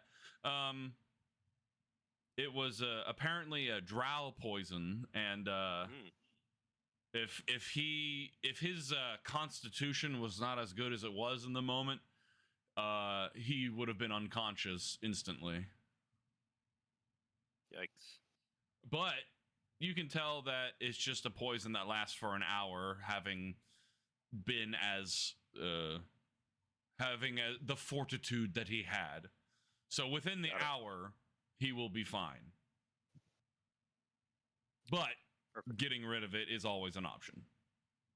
He'll be fine. Just walk it off. Rub some dirt on it. People say to me. Rub some dirt on it. Dives into the dirt. Rotary cup. I don't have any auras or anything. What is going on?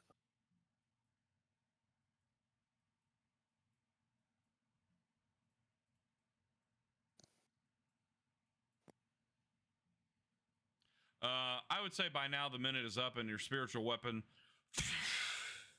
into a brilliant divine cloud of dust. Almost similar to the diamond dust that you just used. Damn it, there goes 300 fucking gold worth. Fuck! Scout has pretty much moved on to everybody involved in the fight and has pulled out a scroll from each of them. Does everybody rejoin like the main force? Yep, once he's been seen to, Jack starts making his way back. Greg, do you want to get up off the bench? I was over on the bench. I know, I saw that. Greg sitting on a bench. Jack comes up to you. Hey, Greg. Just gives him a wave. Starts heading back. Hi, Greg. He's like, I just want to get to the main group. Not get picked off. It looked like Grizzos took a seat next to him. It's just like, why can't people just want to be revived, man? The circle of nature, dude. I was gonna say he was almost giving me like slight hints of old character that you used to have. Jack just goes, oh hey, he's being smart because you were able to bring him back to life. It wasn't What the fuck is this? What the hell is this that is in my... I can't tell what the hell that is. All I see is ton. Whose name says ton? Oh, it's Jack. Why is his name way over there? I don't know. I see the end of your name way over here for some reason. Oh my God, Mirgath. She's got the zoomies. She's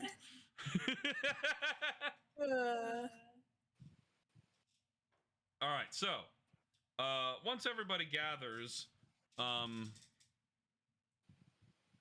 everybody? like over here, Scout kind of returns to all of you and says, everyone, I'm sorry that you guys got involved in this. I could hear from where I was that they were asking about me, and if there was a way I could show you what had happened, I want to. I definitely would try to, but as of right now, the most I can do is just Grizzos is doing a handstand. Hi, sorry, I'm Novi. But if I could show you what it was that happened that caused this rift between myself and the wealth of decay, I would show you. But I think for right now, all I can do is just tell you that they're probably going. They're after me. They're after me and my sisters, and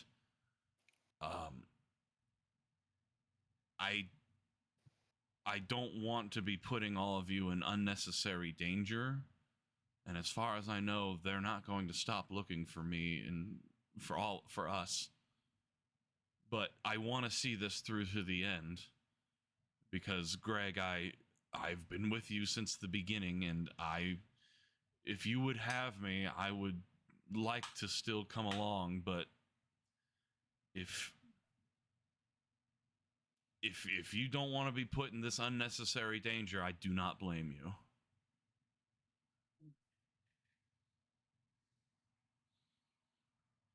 Greg will lean on his staff with one hand, hand on his hip, other hand on his hip.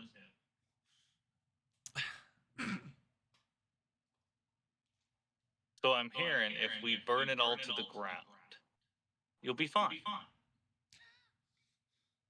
Well, that's not the worst option. And then he looks over to Jameson. God damn it. Jameson kind of steps forward. Well, as far as I know, my only tie to it is Thorn, who is my brother that I thought was dead for the longest time, and turns out he's not. But if Remind me, what is his position? What is his position? Are you asking me or him? Talking to Jameson. Okay.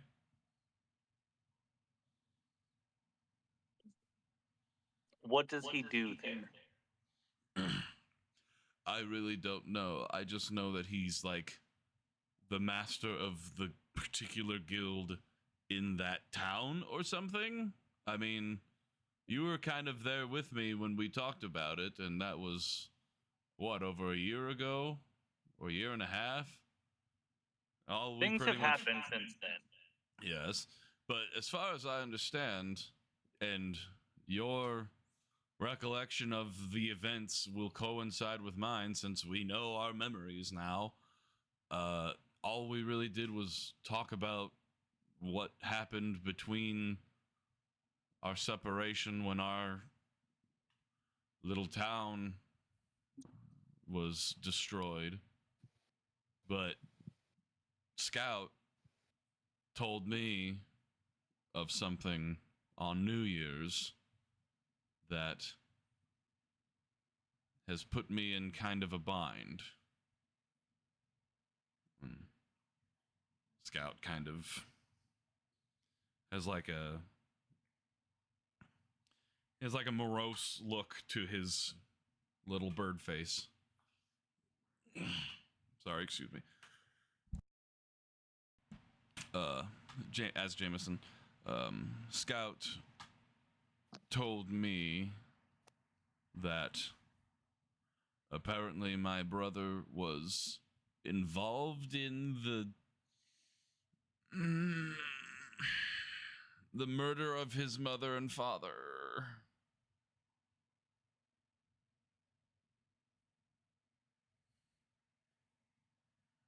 And he said to me, if it came to it,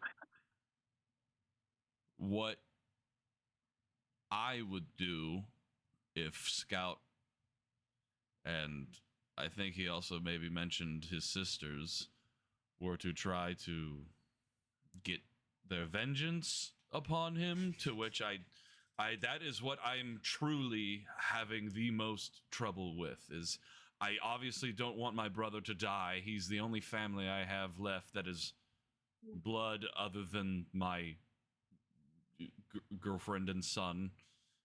But obviously I want to help to get some sort of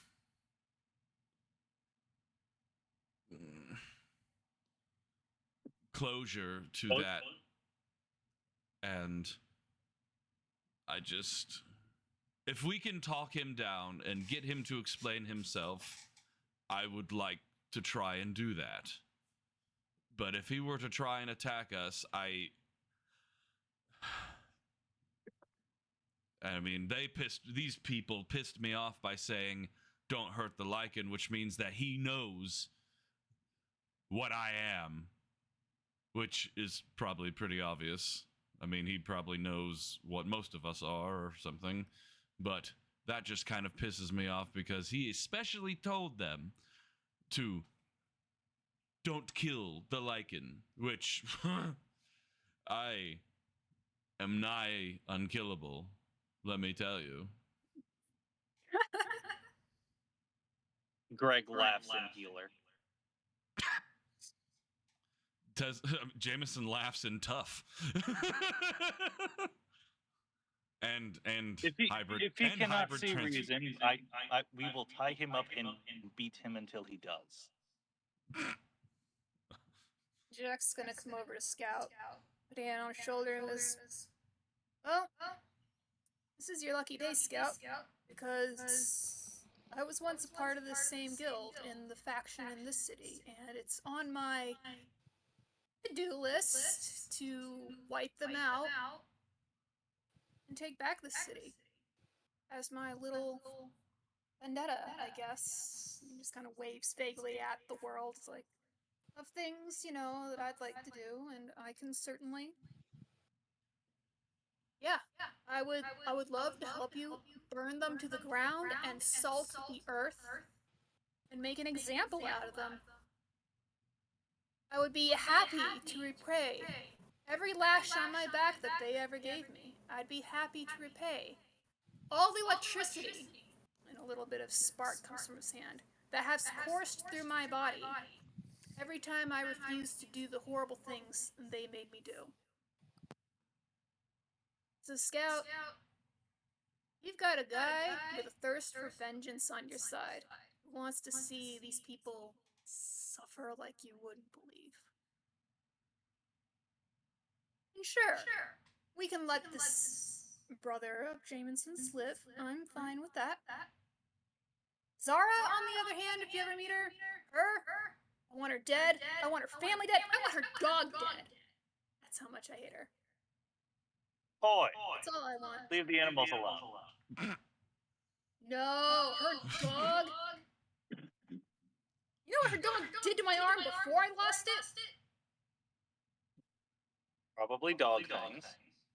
Somebody just goes like, bad dogs aren't born, they're made.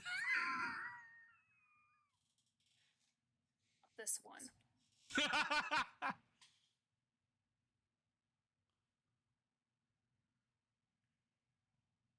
Like, you don't understand.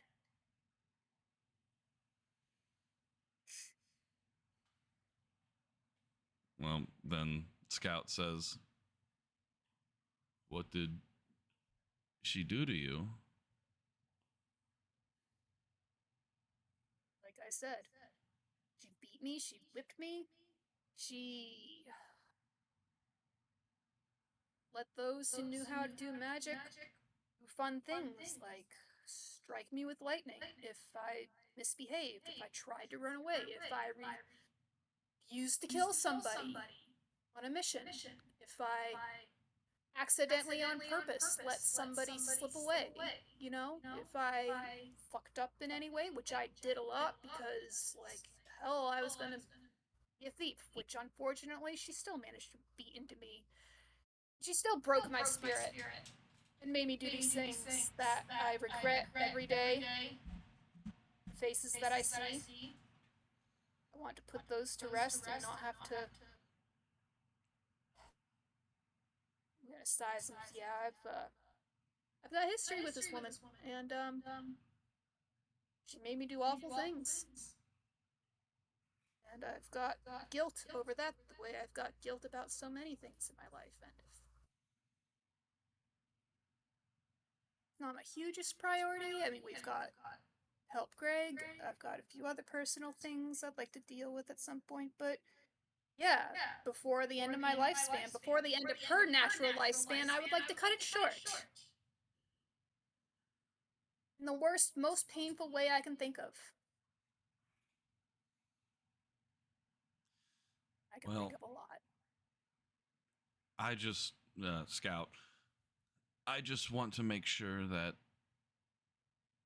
we have a consensus that as long as I'm with you, there's no telling that we could be attacked anywhere at any time, and I don't know if it'll be this strength again or worse, but I want to see this through. He turns to you, Greg. I want to see your wife return to her resting place if you'll have me.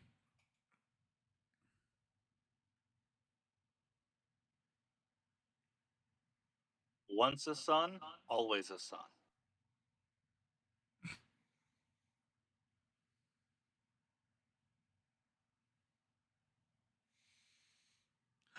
Thank you.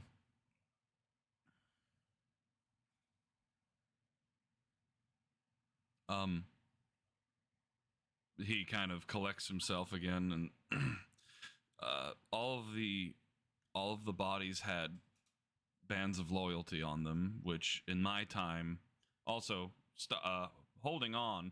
Jack, you actually would, after he says that, you would actually recognize it as well, because you were in the Wealth of Decay, so you would know about them. That's right. You understand? I'm not familiar with these though, so you might want to explain that to me. I, the player, do not understand completely though, so you might want to explain that to me a little more clearly. Band of Loyalty. If you are reduced to 0 hit points while attuned to a Band of Loyalty, you instantly die. These rings are favored by spies who can't afford to fall into enemy hands. That is all of the description available. All right. So, Creo is typing. I think he might have lagged out his game. But anyhow, got the guy, Creo. He was on the very edge of the map, but we got him. He's not in the chat. I mean, he's not in the voice. He's not in the room. He's just typed. Well, I meant if he was watching the Twitch stream or something. Yeah, if he's watching, that'd be cool. I don't know if he is. As far as I know, it's just Saren. Well. But anyhow, Scout says, as I was saying, everybody, all of them have bands of loyalty on their finger, and they all had a similar piece of parchment that I found on the first one, but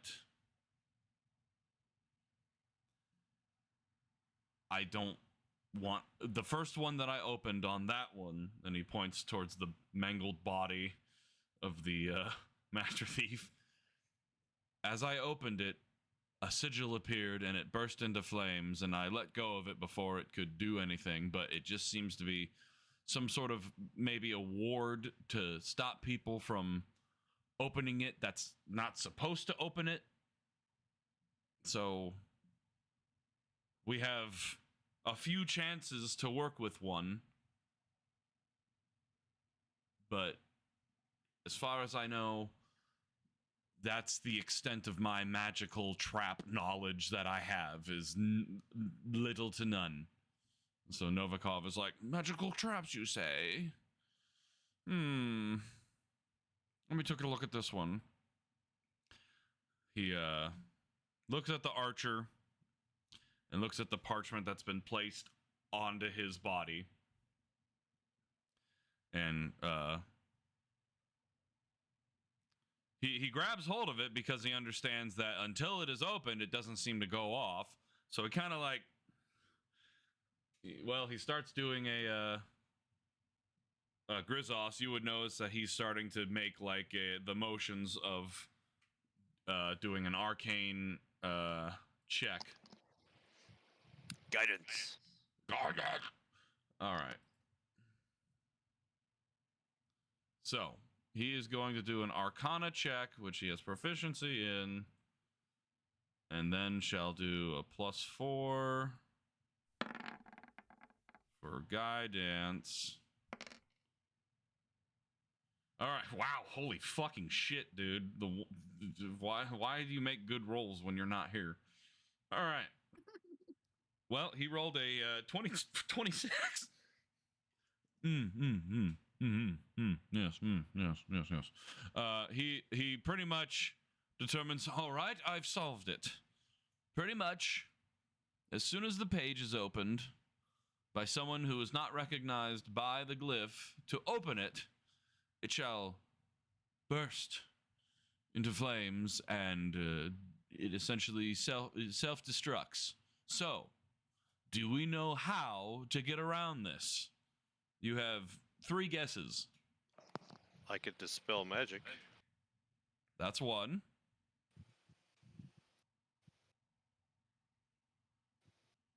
Any others? I would assume getting the person who it belonged to or a similar guild member to open it would do it, but they're all, of course, lying around as dead. Okay, that's 2. I'm not sure. Do we have a third guess?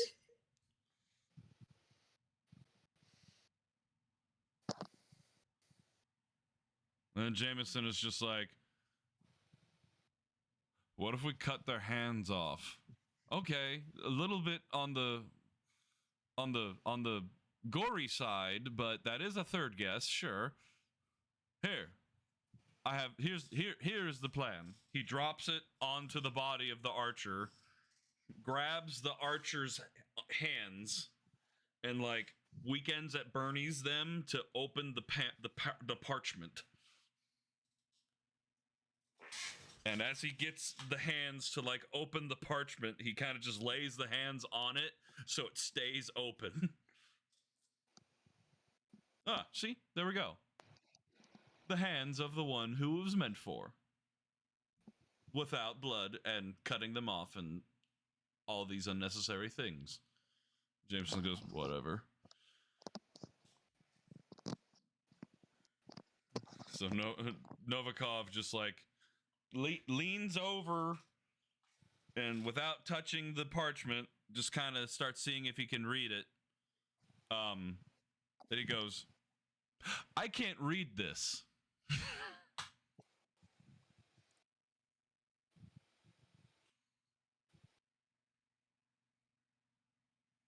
Jack sighs and goes, it's probably in Thieves' Cant. Just let me take a look. He comes over. Okay, yeah, and Scout does the same thing too. Just like as a guess. He comes over here, For a allows you second, to... it was like, oh, great, what language could it be in that I probably went, oh, wait a minute. might actually be able to be useful when it comes to reading something for once. So leans over, takes a look. Where is your okay? So yeah,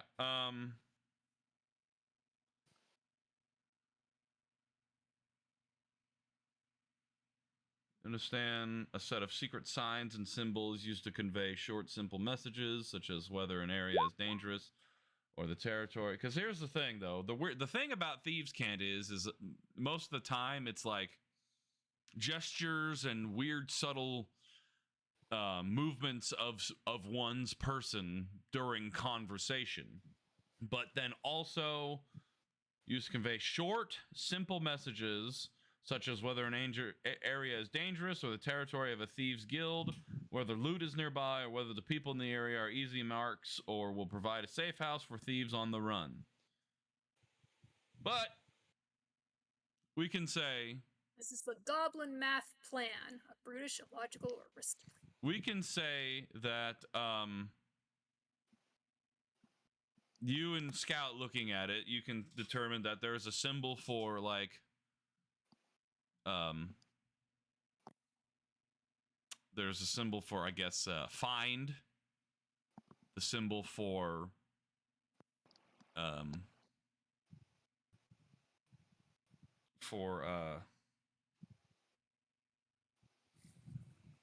I guess it would be like alive, the symbol for what you can only assume is Scout because it looks like a bird,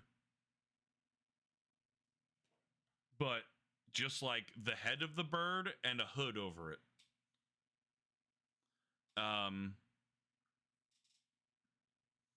And then probably a symbol for payment on delivery. And you can only assume that anything more specific than what you can see here was probably told to these people by the person who either handed them the contract or they got the contract from. But it seems like they tried to keep the most basic information on this page, but it looks like to anyone else, it's literally just a bunch of symbols and scribbles.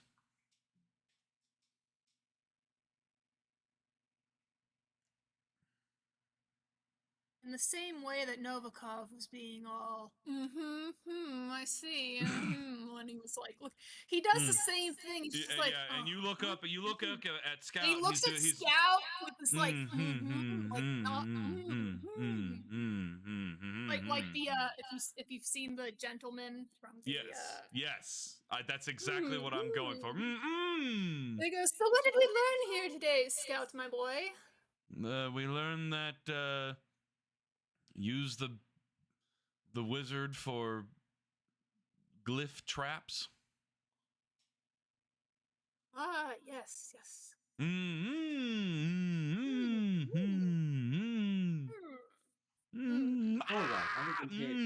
right, I have been paying exactly 0 ounces of attention to what has happened for the past, 16 minutes.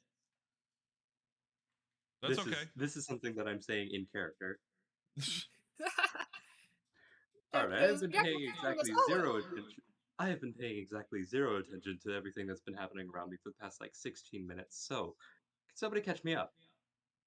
He slowly starts standing up. You get caught up. So anyhow, fast forward through. I'm going to whack you with a rubber stick. I have not been here.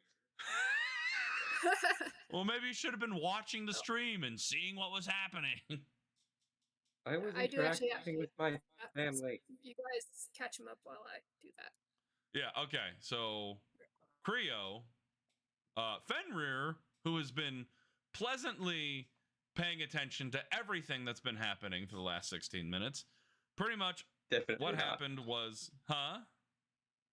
Definitely not. What happened was pretty much after the Master Thief got taken out, he also apparently seemed to die as soon as he went unconscious. What the fuck? Dad! Give me the hit points for that when you get it done.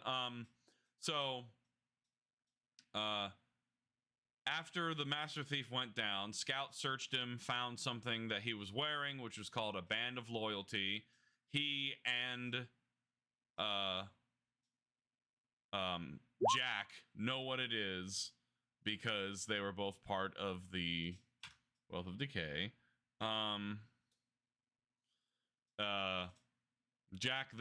Scout then searched the body more and found a piece of parchment that when he tried to open, a glyph flashed and the parchment burned like flash paper.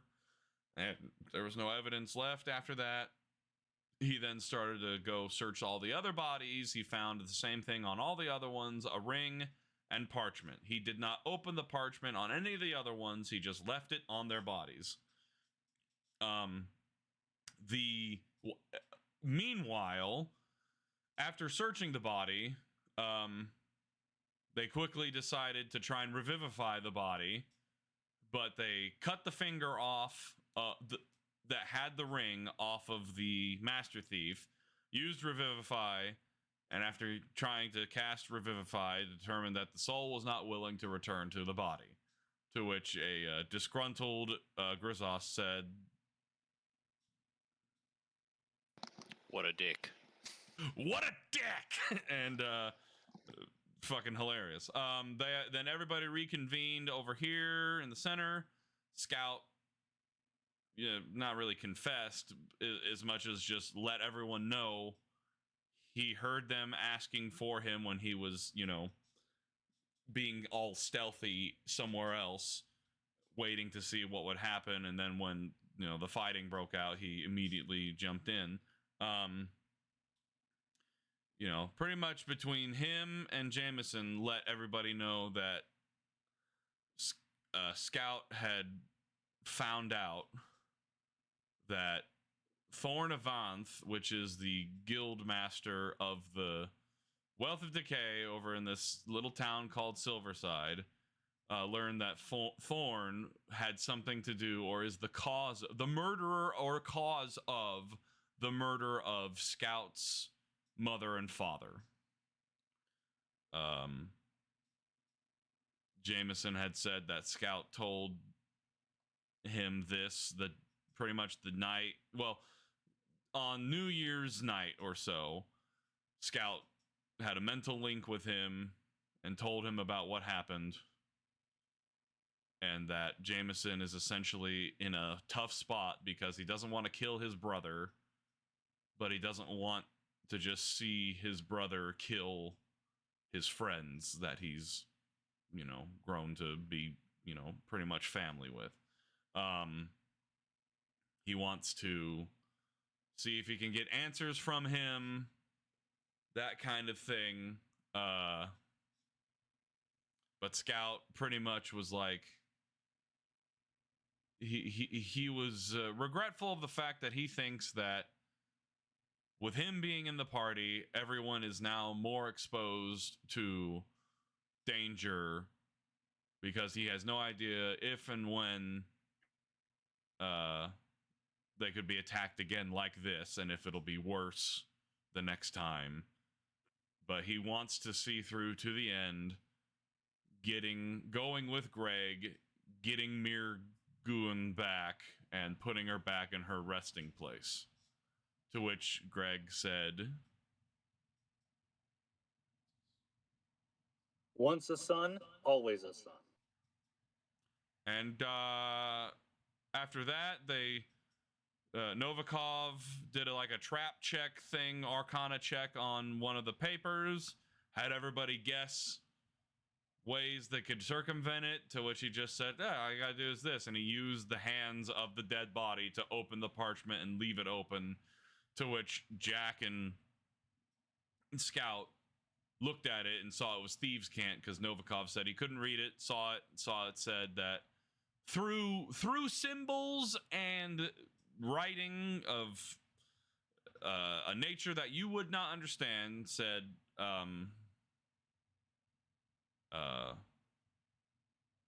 what did I say? Find life's Scout, payment on delivery. Yeah, that. Basic symbols.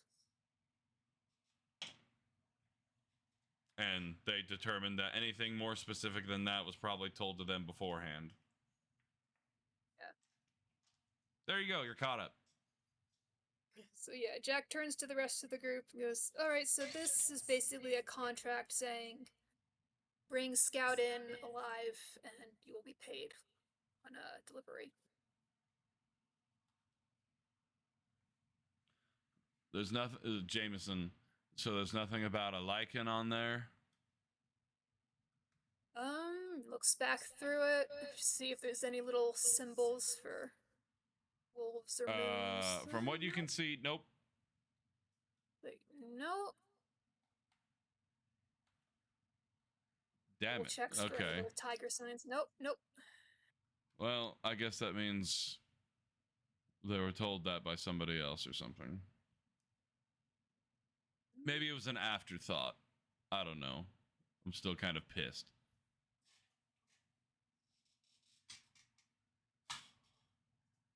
Well, you know, at least he cares enough about you that he would prefer you not be killed, or... Yeah, a whole lot of good that did for his cronies he sent after us. Maybe he was hoping they wouldn't provoke you into fighting them, thus... Well, that didn't really work, did it? No, it didn't, because you jumped the gun, didn't you, boy? He looks at Jameson. Is that a joke? As he holds his antimatter pistol? There's no, James. I'm just saying, you know, don't... You know what? Never mind. No one wants to hear it from the kid. You know, just ask Thelston. He kind of wanders off. Ask Thelston, and he'll be like, yeah, you idiot. Why did you go for your gun when we were still just trying to negotiate? And you'll go, you're so smart, Thelston. And then you'll give me a smiling look like, hey, all is forgiven, but all is not As he's forgiven. walking away, his voice starts fading down and down and down. He just goes and starts exploring. Is he where these okay? people popped out from. Jameson is just literally like, is he okay? He just doesn't. He hasn't accepted the flesh yet. It'll be fine. I just. It's not the flesh. He's a friend. Flesh aren't friend. Flesh aren't food. Flesh are friend. Wait, hold on. Flesh our friend, not food. Fuck. Flesh our friend, not our god. Greg has totally ran away with, he's my god now. Don't know what to tell you. My god. My god now. Praise be. I'm gonna go for him in a bit. We need their flesh rejuvenation. Oh, what? You're kind of cutting out there. What'd you say? I'm gonna go ahead and follow after him in a moment, but speaking of the flesh, anybody need their flesh rejuvenated?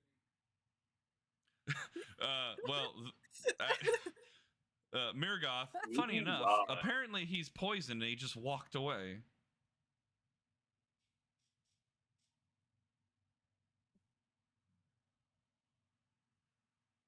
Should I go get him?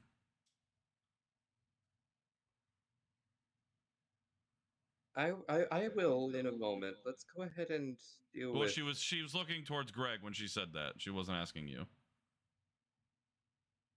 I know, but I was already working on...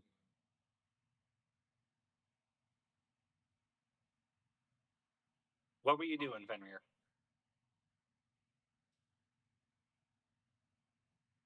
Lay on hands. No, we know that, Topping but everyone off before going. Right, yeah, we understand that. I was just saying, in that moment when she said something to him, she looked over to Greg and said, "Should I go get him?"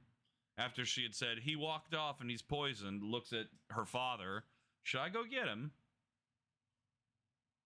Because all you said was, "I'll go after him in a moment." So Mirgoth spoke up. At least keep at least keep him company. We shouldn't be wandering off by ourselves. All right. Yeah, that's fair. Don't know how much trouble he can get in. Little tiny guy. Fucking walks away. All right, Jack, as you're Why do kind I of feel sitting like there, this you see Mirgoth kind of round the corner, step over these bodies. She's like, "Hey, are you all right?" He was sitting on the box, not looking all right at all, but he looks at her, immediately perks up with like a little, "Yeah, I'm totally all right." Just feeling, "Yeah, no, I'm fine, I'm fine." All right, I'm gonna roll an insight check on you. Damn. Deception. Hey, Greg, what's I her? rolled deception with disadvantage. Yeah, go ahead. Go ahead. Oh wow. Greg, I need her. Here, hold on. Is she on roll 20 or no? Yeah. All the stats are on roll 20. Gives her the Shellington dazzling smile and just, I'm quite fine. As your veins in your face are blackened and beating. All right, her inside. Oh. Greg. Do you see why I said she's not making the medicine check? Well, anyone can feel for a pulse. Okay, well, I'm glad that you are at least saying that you're fine, but your face doesn't look very fine, okay? She rolled a 16 minus 1, so 15. There's no, the cleric said that it'll wear off in an hour. Do you want to be sitting here dealing with that for an hour? I mean, it doesn't feel too much different from when I was forced to drink on my birthday when I came of age and was able to have alcohol, and they wouldn't take no for an answer. Oh yeah, I'm fine. I'm fine. Just real tired.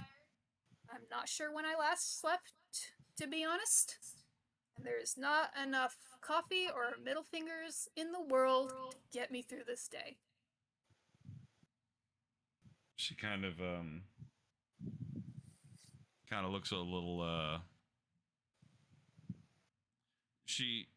well, I mean, you can roll an insight check on her to see what she's feeling right now. Sure. Oh, insight check. Can he tell? What the fuck? What the fuck? Despite being, yeah, he's like, oh, did I mention that Zara would sometimes poison me when I was... I don't even need, well, I don't have to make a roll. This is just like you trying to gain insight into what her thoughts are, but she didn't actually, well, she doesn't really know you that well. Okay, hold on. All right. She knows you about as well as she could outwardly, without much of like a guess. Like she technically knows your memories, but they haven't exactly surfaced themselves until as you're talking, it seems that she's, well, hold on. Oh yeah, that's not too bad.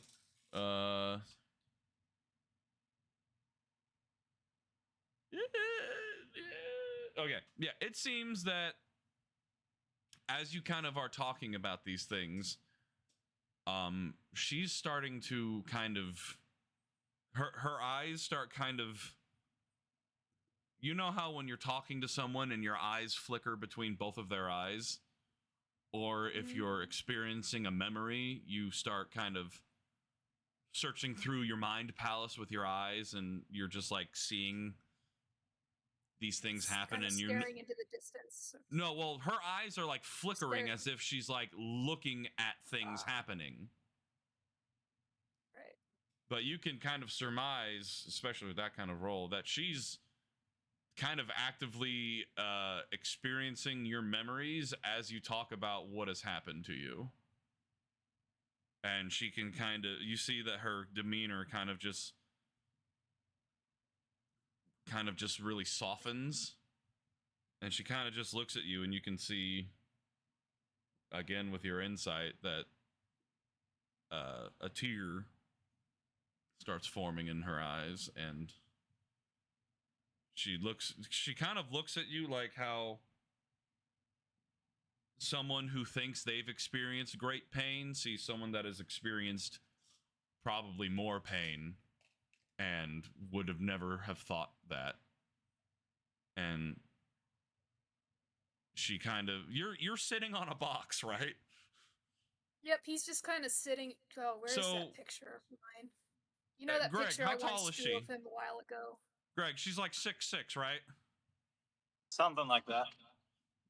So Jack, you might be at her height now. Sitting on a kind box. of.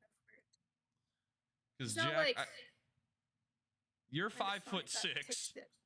Oh my God, He's little 5'6". little short king. There's the All right, picture. you're 5'6". She is. Let me see here. Because it's not on the Roll20, so I'm gonna find it in the. Oops, I meant to hit view. So not he's that. not on it. He's like this in the picture I just stuck in World of Semja. Just like kind of. He's like leaning against. Oh yeah, okay, you're leaning against it. So yeah, leaning no, against she's it, kind of almost sitting, not quite. no, yeah, you're leaning again. You're just doing a lean. You're doing a lean.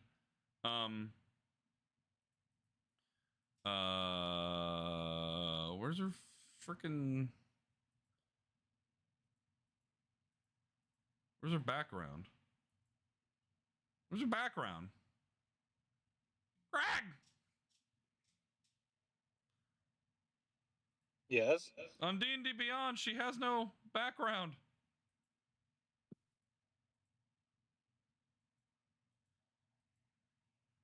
He's a monster. It's just her features and traits. Extras is blank. She has no background.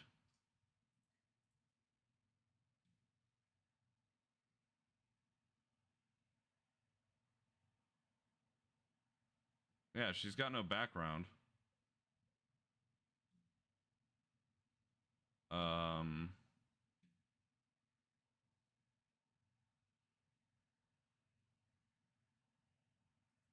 Yeah, I'm not seeing any of her like any of her like descriptive traits. You cannot see those What? because I'm the one that made it. Oh fuck. You are joined as a player. You cannot see those. Oh well, shit. What is it? Can you see it and can you tell me so I can put it on Roll20?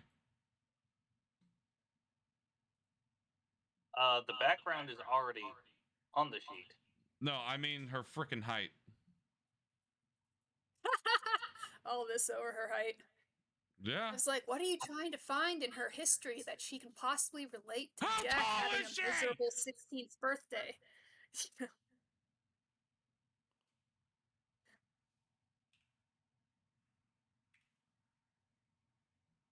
But no, yeah. I don't see how the height seen- correlates to the current conversation, but okay. Because I was trying to get like just tell me, goddammit.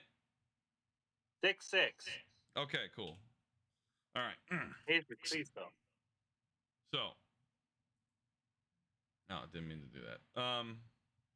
So you're at 5'6", so she's a whole foot taller than you.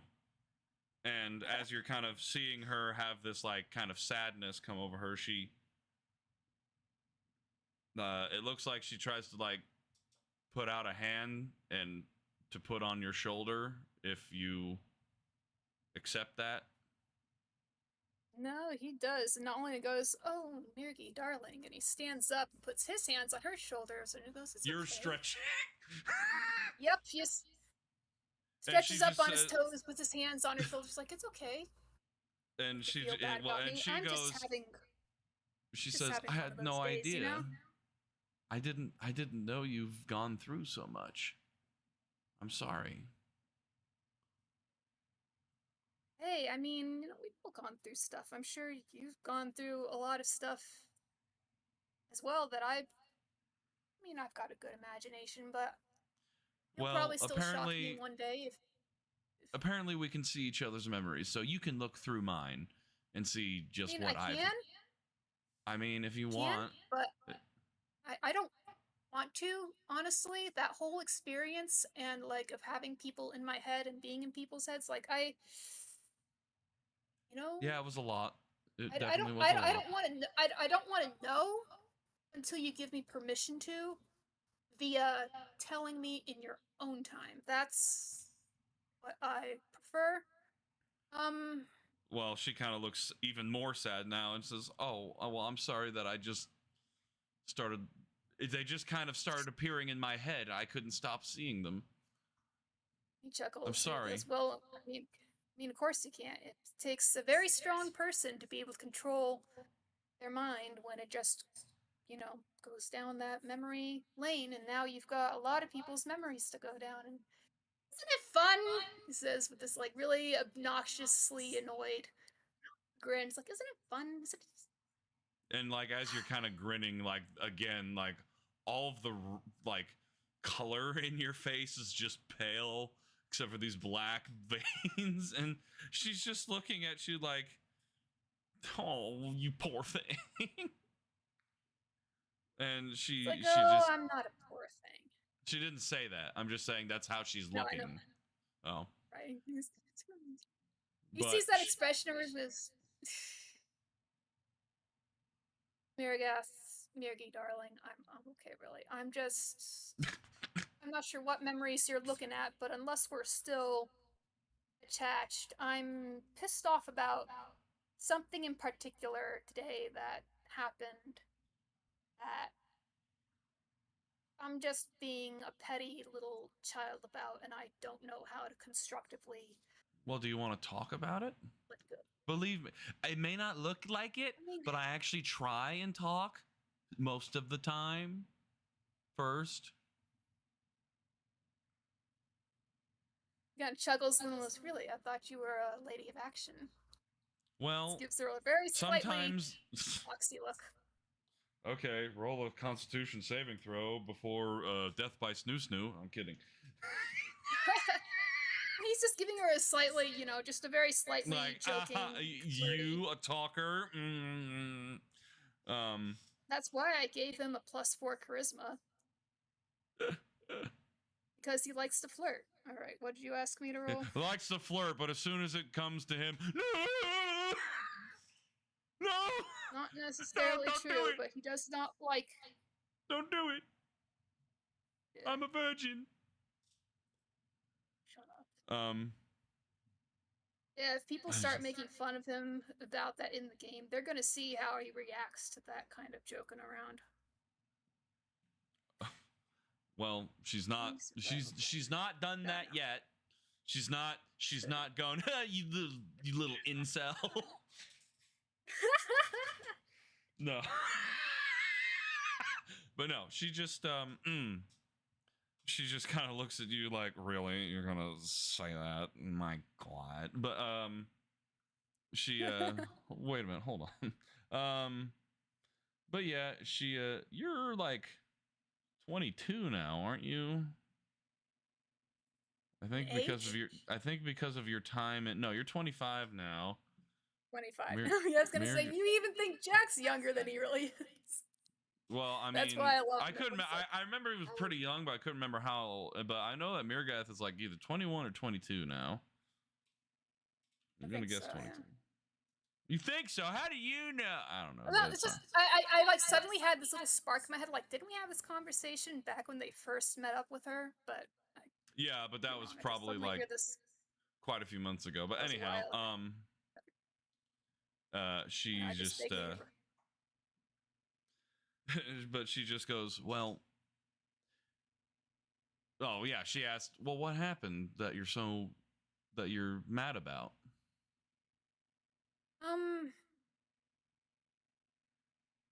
Well, it's between me and someone else, and I'm not sure I want to just go complaining about them behind their back when it's, like I said, it's petty. I'm being very childish and sleep deprived, so probably after, when I'm not feeling sick from poison, and if I get some reasonable sleep and some good coffee in the morning, I'll probably just, chuckle it off to myself and be fine, and it's fine. Well, I would say you probably should talk about it when you feel like you can, because you don't want something to, no matter how petty or how insignificant it might be, you'll want to talk about it, and you should. I mean, look at me. Look at well, yeah. Look at me and what happened between me and my dad. I mean, ugh, talk about a awkward conversation there. You weren't even around at the time. No, I'm trying to think. I'm joined afterwards. No, yeah, way afterwards. And yeah, way afterwards. I got to watch everybody fall from the sky, and then we came up here, and it's like, oh, by the way, I have a daughter I only recently met. It's like, oh, really? Yeah, that it's was like, oh, which one of these three lovely ladies could it be? Well, it can't be that guy. He doesn't look like a daughter at all. Well. Oh, so what did you think of me when you saw me? Jeez, what did I think? I'm trying to remember. That was feels like forever ago. She stops you and says, "You don't have to tell me now, but try and get some healing." And she kind of gives you like just like, imagine she just kind of like, as she says, get some healing, she kind of like grabs the bottom of your chin and like looks at your face, and then as she says get some healing, she does a little to your cheek, and then kind of turns and starts to walks on this person. With a very controlled smile, and as soon as she's out of sight, he loses control and his face just turns really red for a moment. And then he feels really dizzy and he sits down. Passes out. No. He doesn't pass out.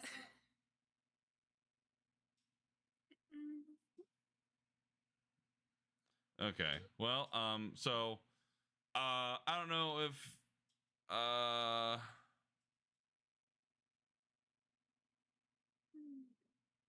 okay, hold on a second. I think we need to address what the fuck just happened here.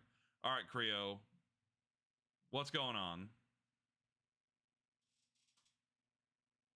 Because I wasn't trying. Again, I had heard you say, "I'll go after him after. I'll go for him in a minute." And so all Mirgath did, was ask Greg, "Hey, do you want me to bring him back here?" Because out of everyone in the party, she is the only one probably of sufficient strength to probably literally grab this young man and bring him back and be like, "Get healed, damn it." If it was at that point. And so, I mean, if you're trying to connect with Jack, I'm not trying to stop you, but I mean, I would say you've already started to try. Like, I would say you've already, you're trying. I understand you're trying to bond with at least Jack, but I think that you've already kind of started to bond with, I mean, let's see here. I mean, like, Greg is easy to bond with. I feel like you've already started to have a bond with him. But, I mean, if you don't feel that way, then, who do you think you have started to bond with? And I'm not trying to, like, I'm not trying to minimize what you're saying here. And I'm sorry that you've been going through a lot of shit in real life. Believe me, I'm sure we all are dealing with our own things right now. And it really sucks. And I'm sorry that you're going through something as well. But I mean, yeah, at this point, there was being evicted for the third time since January. What the oh, dude, why aren't you saying something? Do you need help? I know it can be hard to ask for help. I'm sorry. What help? Hold on. This is not a conversation for the stream. Thanks everybody for watching. Bye.